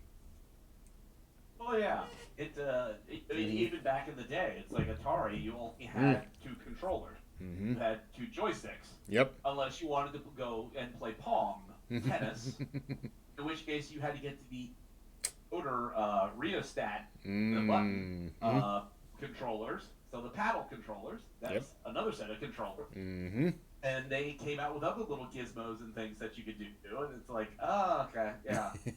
End up with a large pile of plastic after a while. Mm-hmm. Yep. most of which doesn't work. Uh-huh. And doesn't work with the next generation. Ha ha. Yep. Yeah. Yep. Yeah. That was the interesting thing with 1500 is that you Mm. actually could use the 2600 game cassettes in it, Nice. but you couldn't use any of the controls. Gosh. So, even though the controls are the same, Mm. the actual joystick controller and the paddle controller were exactly the same ergonomically, Mm. but the pin connectors were different. Or, like, I Wow. shouldn't even say the pin connector. Mm. It was like, I think it was an 8-pin connector. Okay. Bird. The actual shape where you plugged it in the back of the 1500 was different than the 2600. So it didn't fit the socket, even though it was the same pin number. Uh-huh. Yep. Yeah. That Yeah. was brilliant. Brilliant bastard. I hope when you went out of business that you remembered your brilliance. You're exactly. That was all. Yeah. That was a time. Yes. Were there? Otaku. Yes. Yeah. Were there any other of the news stories you wanted to connect with? There was. I did like the idea of the twin engine collaborative studio team, Mm-hmm. which, I mean, how collaborative are we talking here? True. I mean, are we talking this? The article that you talked in the news about a couple of weeks ago, where the background art studio was closing. Mm-hmm. I mean, that's collaborative, right? So they do backgrounds, and you tell them what to do, and then you're the prime, lead animation character animator, Mm-hmm. and that you just farm out to other things. So, not something normal. You know what I mean? Mm-hmm. Yeah, I don't know. Collaborating with Studio Colorido. Yeah. Geno Studio Duce? I do not know how that's supposed to be pronounced. That's yeah. I was gonna say El Duce. Right. Like, Yeah. they're Italian. That's a odd. I thought that was you see that the number of studios that are all sort of connected into that. Mm-hmm. I will say, and the overseas manga competition to be interesting. The question you raise is really very interesting. Is what are they going to do if somebody from Czech Republic wins it? Mm-hmm. And their primary language is Czech. Yeah. Now how's that going to shake out? Now, granted, I think it's only open to certain countries, so it's only English, England, or it's only, or rather, it's only open to like English speaking, Spanish speaking, that kind of stuff, French. But still, Interesting. I mean, you would exclude Russia. Russia's a big country, Yeah, I don't know how many comics they produce. Like, I literally don't know. I don't know. Because that sounds kind of an interesting way to break into the sort of industry. If you were a kid from Chicago, Yeah. I mean, that'd be really cool to sort Totally. of get in on that. Mm-hmm. Now, other than winning, do they get something? Like, do they get it? If you're the top winner, Mm-hmm. and you're here you are, a kid from Chicago, and you've done good. You're going off to Tokyo. You get your prize. Mm-hmm. Does this segue into working with Weekly Shonen Jump? Well, I mean, it gets published in Weekly Shonen Jump. Some, I wonder if you some could slice get of to it. work for them. Yeah, I'm sure it's one of those things where it's like, if you win, great, and we'll keep an eye on you. And you could disappear back into the corn stalks. We don't really care, but carry on. right. But if everything kind of, because here's the problem, you're some kid from Brazil, and you win this, and you got a great thing, and you go over there. The difference between producing something that then gets picked up by an award versus producing a weekly comic for Shonen Jump, that's, pardon the pun, that's a big jump. Right? Like, that is a completely different universe of production schedules and communicating with your Japanese editor. Like, I don't know how you'd even do that. It's true. It'd be kind of tough though to be somebody who's drawn out from their home area where they maybe don't have that kind of a network Mm-hmm. to support their artful to go and get an award and be like, wow, here I made it. Yeah. And then you go back home and it's like, what do you draw pictures? Oh, good for you. Thanks. Well, You see this Alka-Seltzer commercial? I'd really like to have that done. Thank you.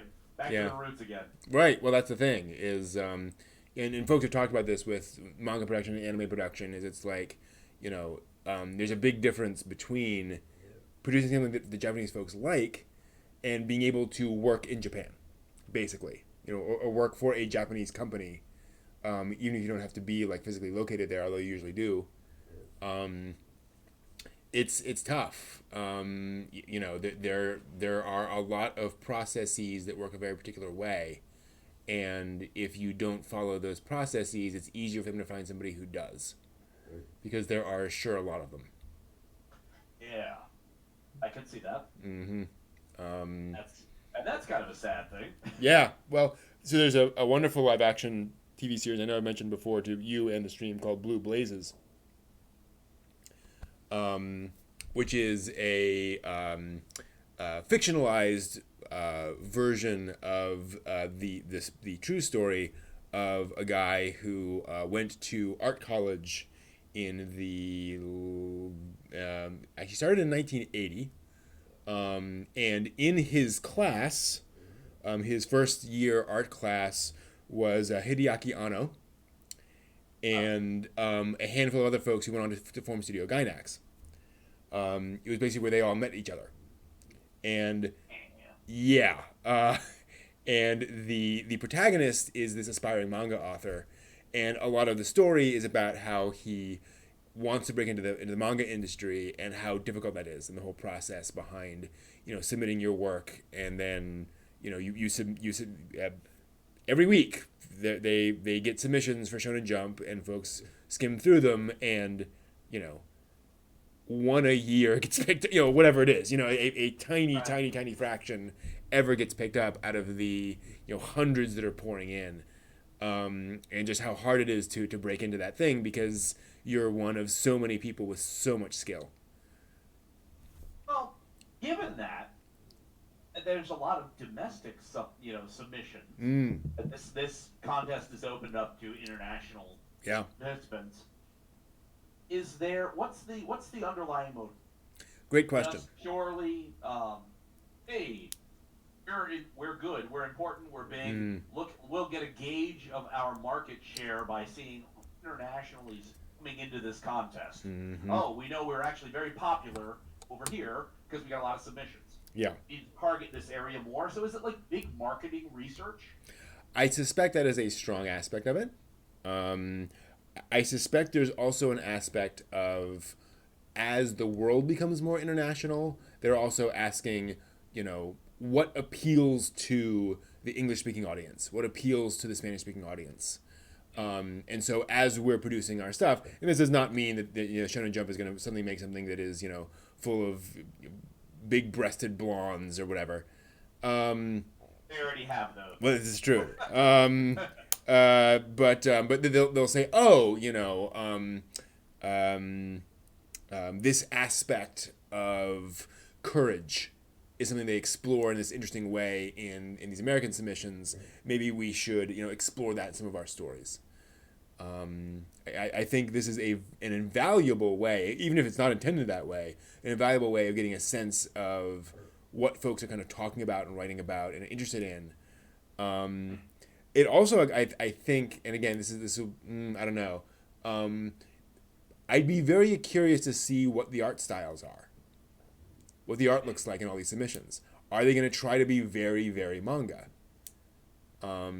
Or is it going to be international? That's going to be a good question, because even though it's run from Japan, if they're inviting international submissions, you think that they might be open to the idea of what national cultural styles would be applicable from those people who are submitting. especially if it's a one-off and they're like, this is the winner of our international competition, their readers are not going to expect that to look like One Piece.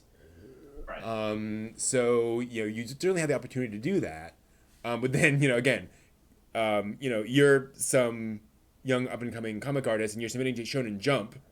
Are you going to make it look like Marvel? I don't know.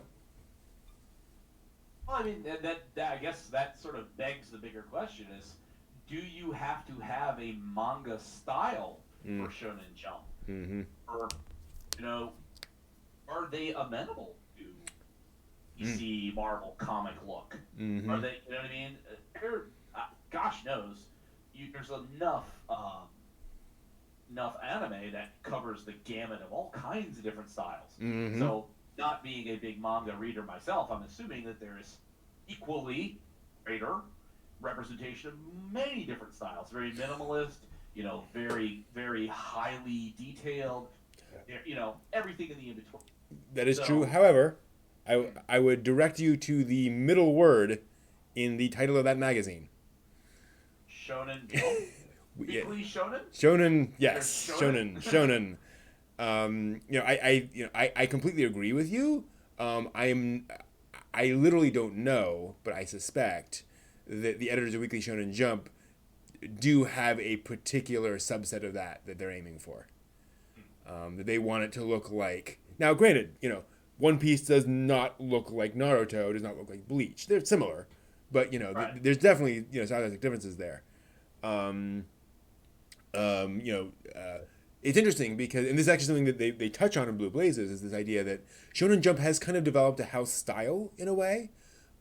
It's not like necessarily an artistic style, but it is also this sort of Dragon Ball Z formula, the idea of the shonen formula. The group of adventurers, led by a spunky boy, who's going off to right wrongs in the world, and that has created a particular sort of aesthetic to the stories, to the way action is presented.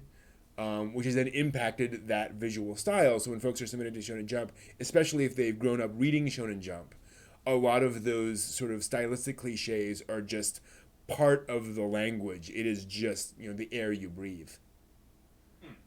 Um, Now, here's the bigger question: what else is out there beyond Shonen Jump mm, for people who are not going to copy that style mm-hmm, and feed them their or kind of Shonen Jump look is? mm-hmm. What other places are there? So somebody with something that is very Marvel looking, Right. or heck, somebody wants to come up with a Scooby Doo or Smurfs, Mm-hmm. and they Um, want to do a Shonen Hawk. Is mhm. there somebody like that? Yeah. Oh, I mean, there are. Well, I don't know that anymore, but there used to be dozens, if not hundreds, of manga magazines out there catering to you name it. Um, Heck, I'm sure if you included the H stuff, there are hundreds. But yeah, I think there's it's certainly there. The other side of that coin is Shonen Jump is such the 800-pound gorilla, vis-a-vis all the other ones. Let me see here. As of early 2017, it had a weekly circulation of 1.9 million copies. Weekly. Weekly. Bam. Yeah. Let me just see if I can pull up manga magazines by circulation. Because you know what I mean. That it's if you feed Shonen Jump Mm-hmm. the product that it has a style for, Mm. does its style ever does it sort of Mm. glaciate Mm-hmm. because it's fed what it is famous for, Yeah. that it picks out it's famous for, but it doesn't change. Mm-hmm. And that. Even when you look at like big company multimedia Disney, Yeah. their styles do change. Mm. Some of their story types do change Mm. because it has to. Mm. You know? Yeah, and that's part of the, and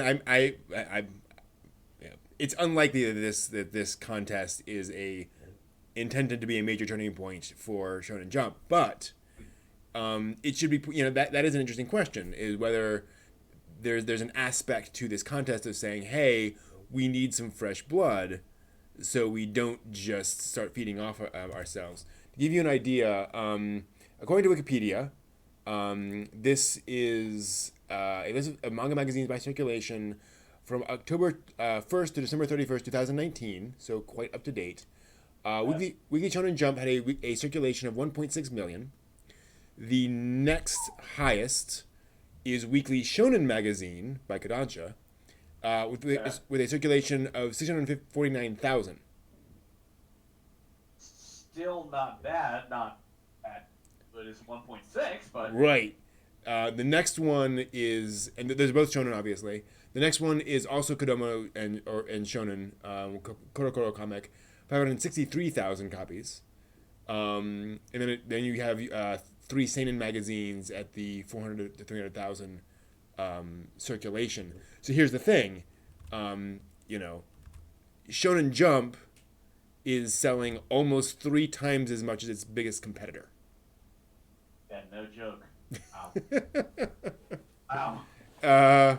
So, and that's the issue, is that they have dominated this market, partly because they had this quote unquote lucky run where first they had Dragon Ball Z, and that kind of brought in a whole bunch of folks, and they had Bleach and Naruto and One Piece all at the same time, and those just rocketed them, get just all the money poured in. All the money given to us. Yeah, right, exactly. And now they're not coasting on that. They have good properties and so forth, but that has put them in this position where they are, and they've always been obviously a major. And I'm not suggesting that this is they were a tiny little thing, and then all of a sudden, but still, I if I were a Shonen Jump, there'd be somewhere in the back of my mind being a little worried about, the higher you go, the farther you have to fall.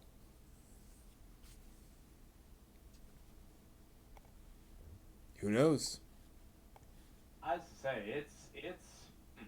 I mean, they do so outsell the next competitor. It's still pretty damn impressive. But gosh. So to give you an idea, here's a list of some of. Here are the some of the 22 manga titles currently being serialized in Weekly Shonen Jump. Black Clover, Demon Slayer, Dr. Stone, Hunter x Hunter, My Hero Academia, One Piece, The Promised Neverland, and We Never Learn, along with Yuna and the Haunted Hot Springs. Like, that's a pretty damn good lineup. That's like the top anime lineup. And Haikyuu is in there as well, which is huge. And then a variety of others that just have not kind of made it out into anime yet. But yeah, it's like wow. they're there and they can do that. And to be fair, and we've talked about this before, often the reason that works is because the editor is going to the artist saying, "Hey, we have a new slot. We are going to micromanage the production of this next anime or this next manga, specifically to respond to trends. This next thing, you're not just going to come up with something on your own. Like, we're going to make sure that this hits these 5 things that we want to have in there, so that it's going to become popular." That's, as a creator, that's got to be wonderful because you've got work. Yep. Mm-hmm. I wonder how stifling that must be. It's interesting. From what I've read, and this is obviously kind of anecdotal, different people will have different opinions on this. You make it big and it's great. Because the bigger you get, the more influence you have, the more direction you can go your own way. Basically what happens, again, from what I understand, you sell your first thing to Shonen Jump, and it lasts 10 issues. Because you don't know what you're doing, and you sell something, they like it, it goes as far as it can, and it just kind of doesn't really go anywhere. And then Shonen Jump comes to you and says, "Okay, thank you for doing that. Here's what you're doing next. You're going to make this for us." And then you kind of decide whether you want to make that choice or not. To say, okay, I'm going to make this Teenage Ninja manga, and if it gets big, then you get increased control over that. And it should be pointed out, this sounds like what I'm saying is that they kind of dictate everything about it. The mangaka has influence about it. They're part of the conversation. They're talking it through. But it is from what I understand, again, very much Shonen Jump saying, here's what we think our lineup needs. Here's what we think is popular. Here's what we think will sell. Will you do? Can you make this kind of thing for us? And then you make it your own. And for a lot of folks, what happens is they make that, and it works for a few months, and then it kind of fizzles, and then you try something else, and that kind of fizzles, and you try something else, and maybe that succeeds. Who knows? And you hope that eventually you get the thing that really takes off. And this is why in all the anime, talk about people who are manga artists and who are going to go on to anime, that their life is hell. Yeah. That it's like everybody looks down on them, and it's the worst possible choice you could make. Yep. Wow. I can't imagine having your passion project get picked up, riding on the wave, you're excited, you're passionate about what you're doing, they say, that's great, it made it this far, and now we'd like you to do something with cute kittens. Yeah, exactly. You're like, excuse me? Why did you pick kittens? Because in the volume that we had out, you had this really neat kitten, and we got a lot of really good crowd support out of that kitten. Yep. Your whole story sucked, but your kitten was awesome. So we want now kittens playing. We would like you to do Oda Cinnamon Nobunaga. Exactly. Right. Exactly. Oh, yeah. Well, hell no. It does come off of a very serious, Sengoku period piece, and you want something about Shiba Inus. Hell no. Yeah. That's and I will admit I'm watching Oda Cinnamon Saga, and it's relaxing as it is stupid. Fair enough. Yeah. We've all had those. But didn't I say when we were at Otakon last year, we did the live stream, I said, you know what, I'm gonna watch it. Yeah. And I did. I stuck by my word. I watched that show, and that's something to be said for intuitiveness. Yep. And I did finally do an analysis of my own completionism. Ooh. And it's not so much that I'm eating because I need to finish it. Okay. It's because I give an opportunity in most of these shows proof to come at the end of it. If the middle of it has been like an Okay. That I want to see something get the completion of it where they've had either the opportunity to say, here's why we did this, or the unfortunate times that I've done it where they've actually gotten to the end of it and it's like, and there'd be a season 2, and there's never a season 2. Yeah. But that's in defense of completionism, is give it the chance to get to the end, make its statement. Right. I can see that. That's very, very understandable. It just means I've watched a terrible anime. Oh. Yeah. That's the rough thing. That's par for the course, though. Not every anime is good. This is true. Objectively. Or I should not. No, let me back that up. Subjectively. There we go. Objectively, anime is anime. It's anime. It's what it is. Subjectively, to me, not everyone's good. But, there's creative effort in there, and I appreciate it. Sure. Yeah. I just finished up watching a documentary on voice acting, and they were interviewing a director of some show, Phineas and Ferb or something, who said, if anyone knew the effort that goes into making animation, they would just be gobsmacked, and they would wonder how it ever actually gets done. When you consider all the pieces that are involved between... just imagine the process of hiring your cast of voice actors, the putting the call out, bringing people in, hearing all these voices, choosing who's going to do it, figuring out how their version of that is going to fit into the show.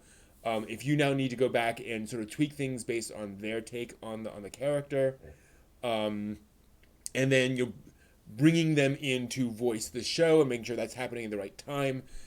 Just the voice part is complicated, much less everything else. It's why I think it is amazing that anime actually exists. And that's what when one of your early visits to Star City, talking about Shirobako. Mm-hmm. It's like that's why I liked Shirobako for all of the complex parts that are sort of running around in the air, just picking up the daily runs from people and trying to get the voice actors, and negotiations between the actual creator of the series and the production staff, and then sort of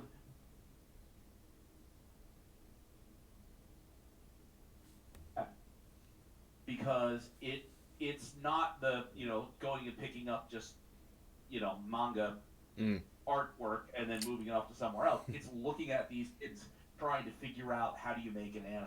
Yeah. And I mean, they're working with all this stuff and trying to, how do we do backgrounds, and how do can we do this on a tablet? How do we have this big scene that's going on, and do we want to animate each frame of it, or do we want to do the kind of limited animation trick where the background repeats itself, because that's not what we're doing. Doing what's in front of that. So now we're going to focus on your animation of that character and its fluidity of movement, and then everything else in the background is just, it's nice, but it's not important. Those are two great series I'd love to have together. I love the episode where they have with the CG animator and the 2D animator, where and they do talk about the sort of rivalry between the two, but also the fact that there's fundamentally, it's like, okay, I am here on my computer modeling this, car. You're over there on, at your station drawing your character. How do we make these two things connect? Right? Like, how do we make sure that your character is scaled properly for my CGI thing? How do we make sure that my CGI thing is moving in a direction that works for your 2D character? Like, all of these things, because we're just two different people. We can't both do this thing. All the coordination to make all that happen is just mind-blowing. Which gives you good appreciation every time you see kids, going to or from school, crossing a crosswalk. Yeah. A car drives by, and car is CGI. And yet these 2D characters, because and arguably they're done really, really well. They look like more traditionally hand-drawn characters moving by, and you see the car pass by them.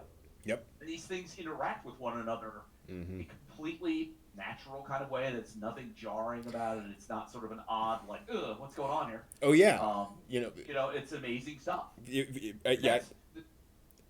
I'm just going to say, I don't think people, recognize the fact that, to that point, a car will rush by and the character's hair will flare up.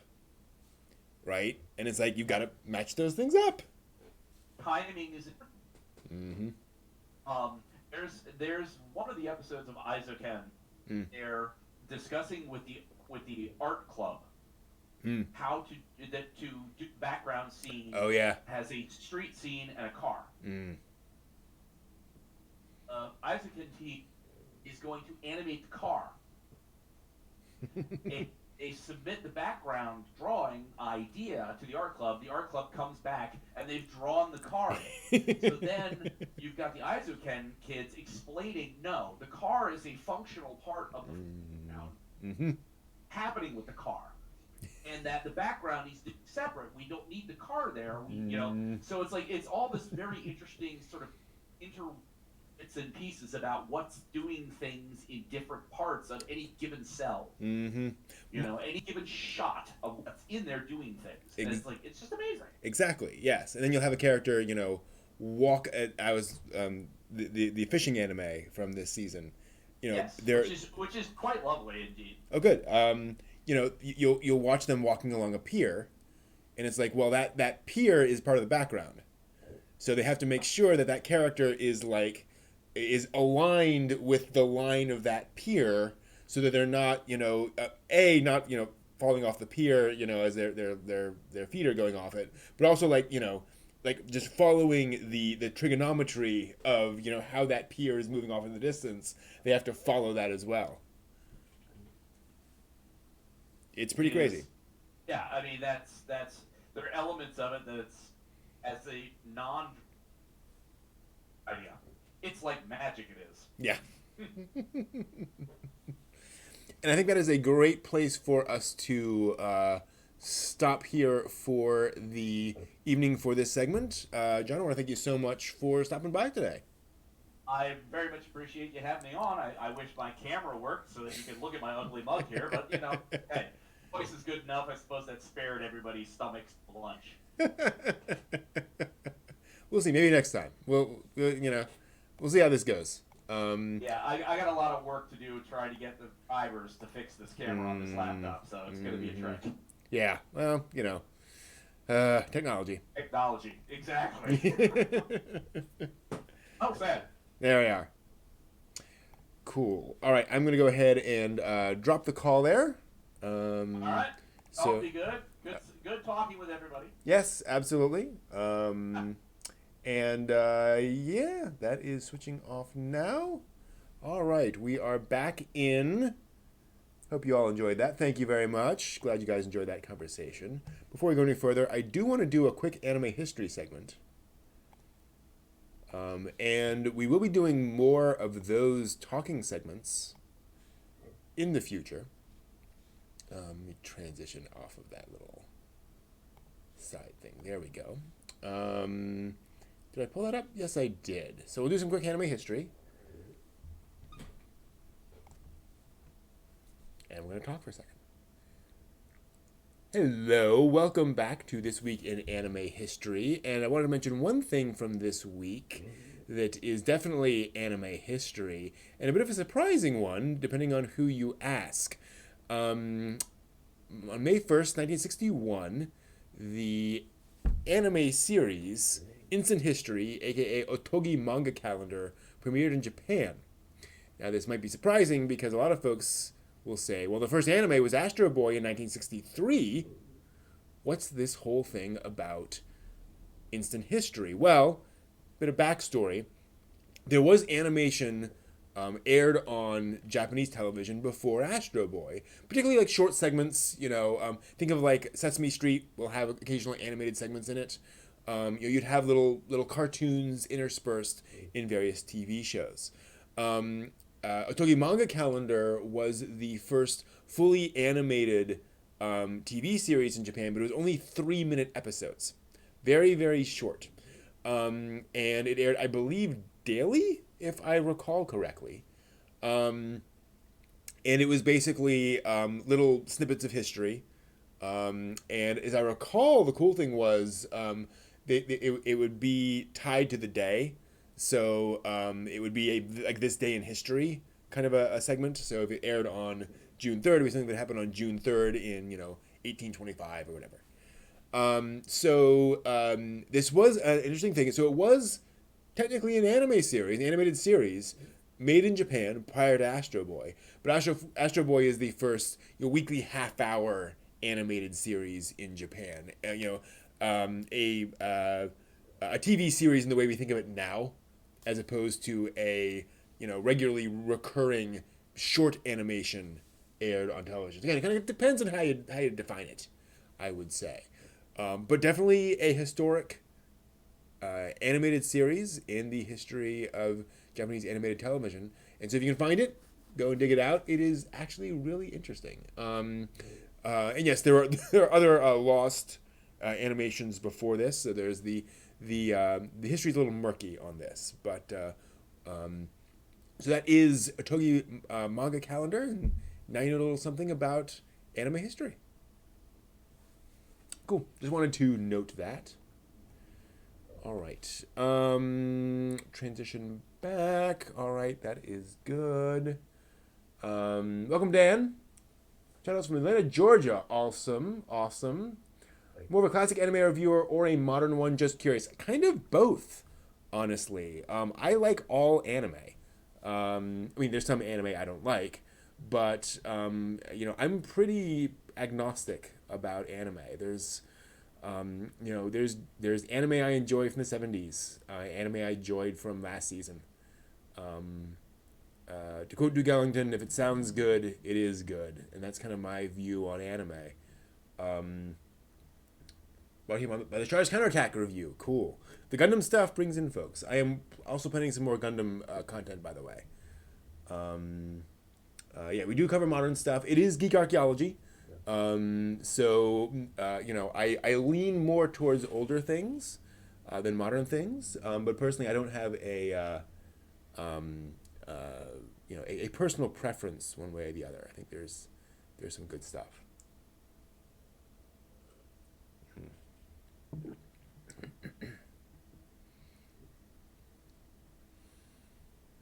I am up there in age as well. I have some time.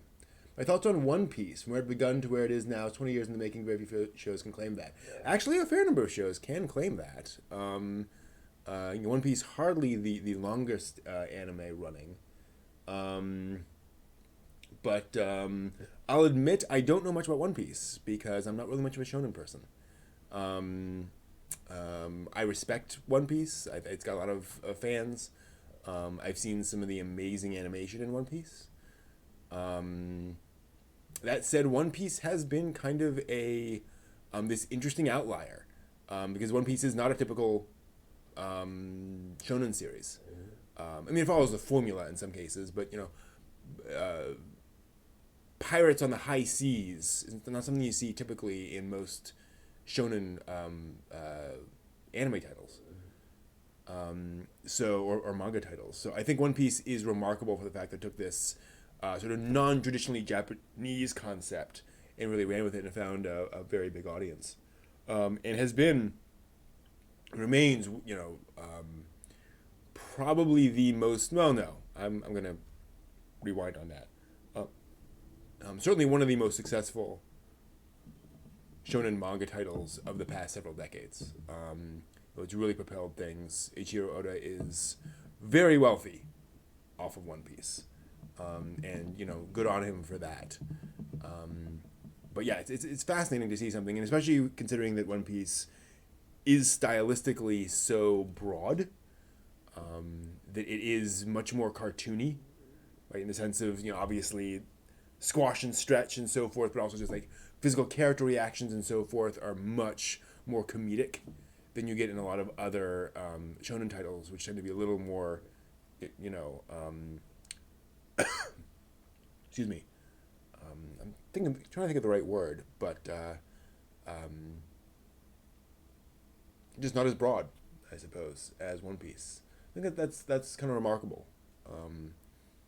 Again, good on him for doing something kind of out there and unusual on that. And also smart to do something that is as open-ended as One Piece is, ultimately, where you can tell more or less any kind of adventure story with One Piece, and that story can go on as long as you want to. There's nothing really driving.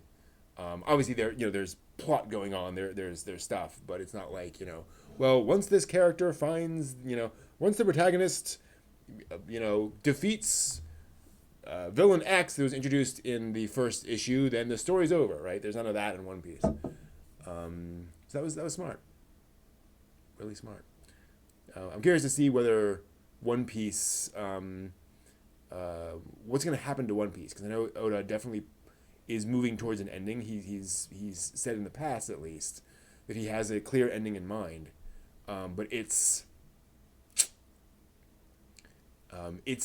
unusual, shall we say, for major Shonen Jump titles to definitively end. Right? Dragon Ball, Naruto. So, I would not be surprised if One Piece just... And I'm sure Oda is under immense pressure from Shonen Jump, Weekly Shonen Jump, and Kodansha to just keep that ball rolling forever.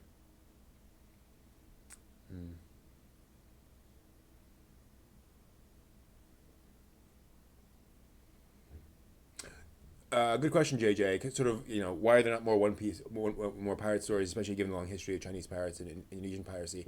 I think because there are not a lot of Japanese pirate heroes, right? Or notable Japanese pirates. I'm sure there were some, like if you dig into the history, but there's not, a Miyamoto Musashi of Japanese piracy that I'm aware of. Um,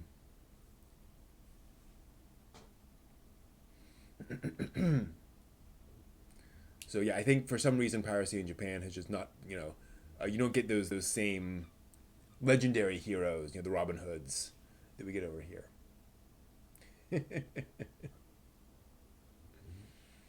Well, shonen is a formula, like anything else, right? And it executes on its formula. And it's found a very successful one. No question there. Cool. All right. I think, unfortunately, I'm going to have to stop here for the evening. My throat's starting to close up a little bit. And unfortunately, I don't think I'm going to be able to do Utana tonight. I'm feeling a little under the weather. Just got some upset stomach here going on. So I think we're going to hold off on Utana until next week when I can give it my full and undivided attention. That will be the plan. But yeah, thank you all so much for the time. This was a lot of fun. More changes coming, more sort of adaptations of the format, and hoping to see where that goes. Lupin the Third fan, awesome. Lupin is really, really impressive. You're right. The creators have definitely managed to evolve Lupin in cool ways, and evolved him away from some kind of behavior that is not as fun to modern audiences as it used to be. OnCon 2 is next week. That is correct. So next weekend, I will be live streaming all day Saturday, starting at 11 a.m. Eastern Time, going all the way up here to the Weekly Dig. We'll be doing panels and all sorts of fun stuff. So hope you will join us for that. Sort of an online convention, basically. And you go to geekarchaeology.com, right there at the very top, you will see a link to OnCon. And you can see the events and schedule and sign up if you'd like. That'd be great. So thank you all very much, and I hope to see you all next week for OnCon. Hope you have a great weekend. Until next time, watch more anime.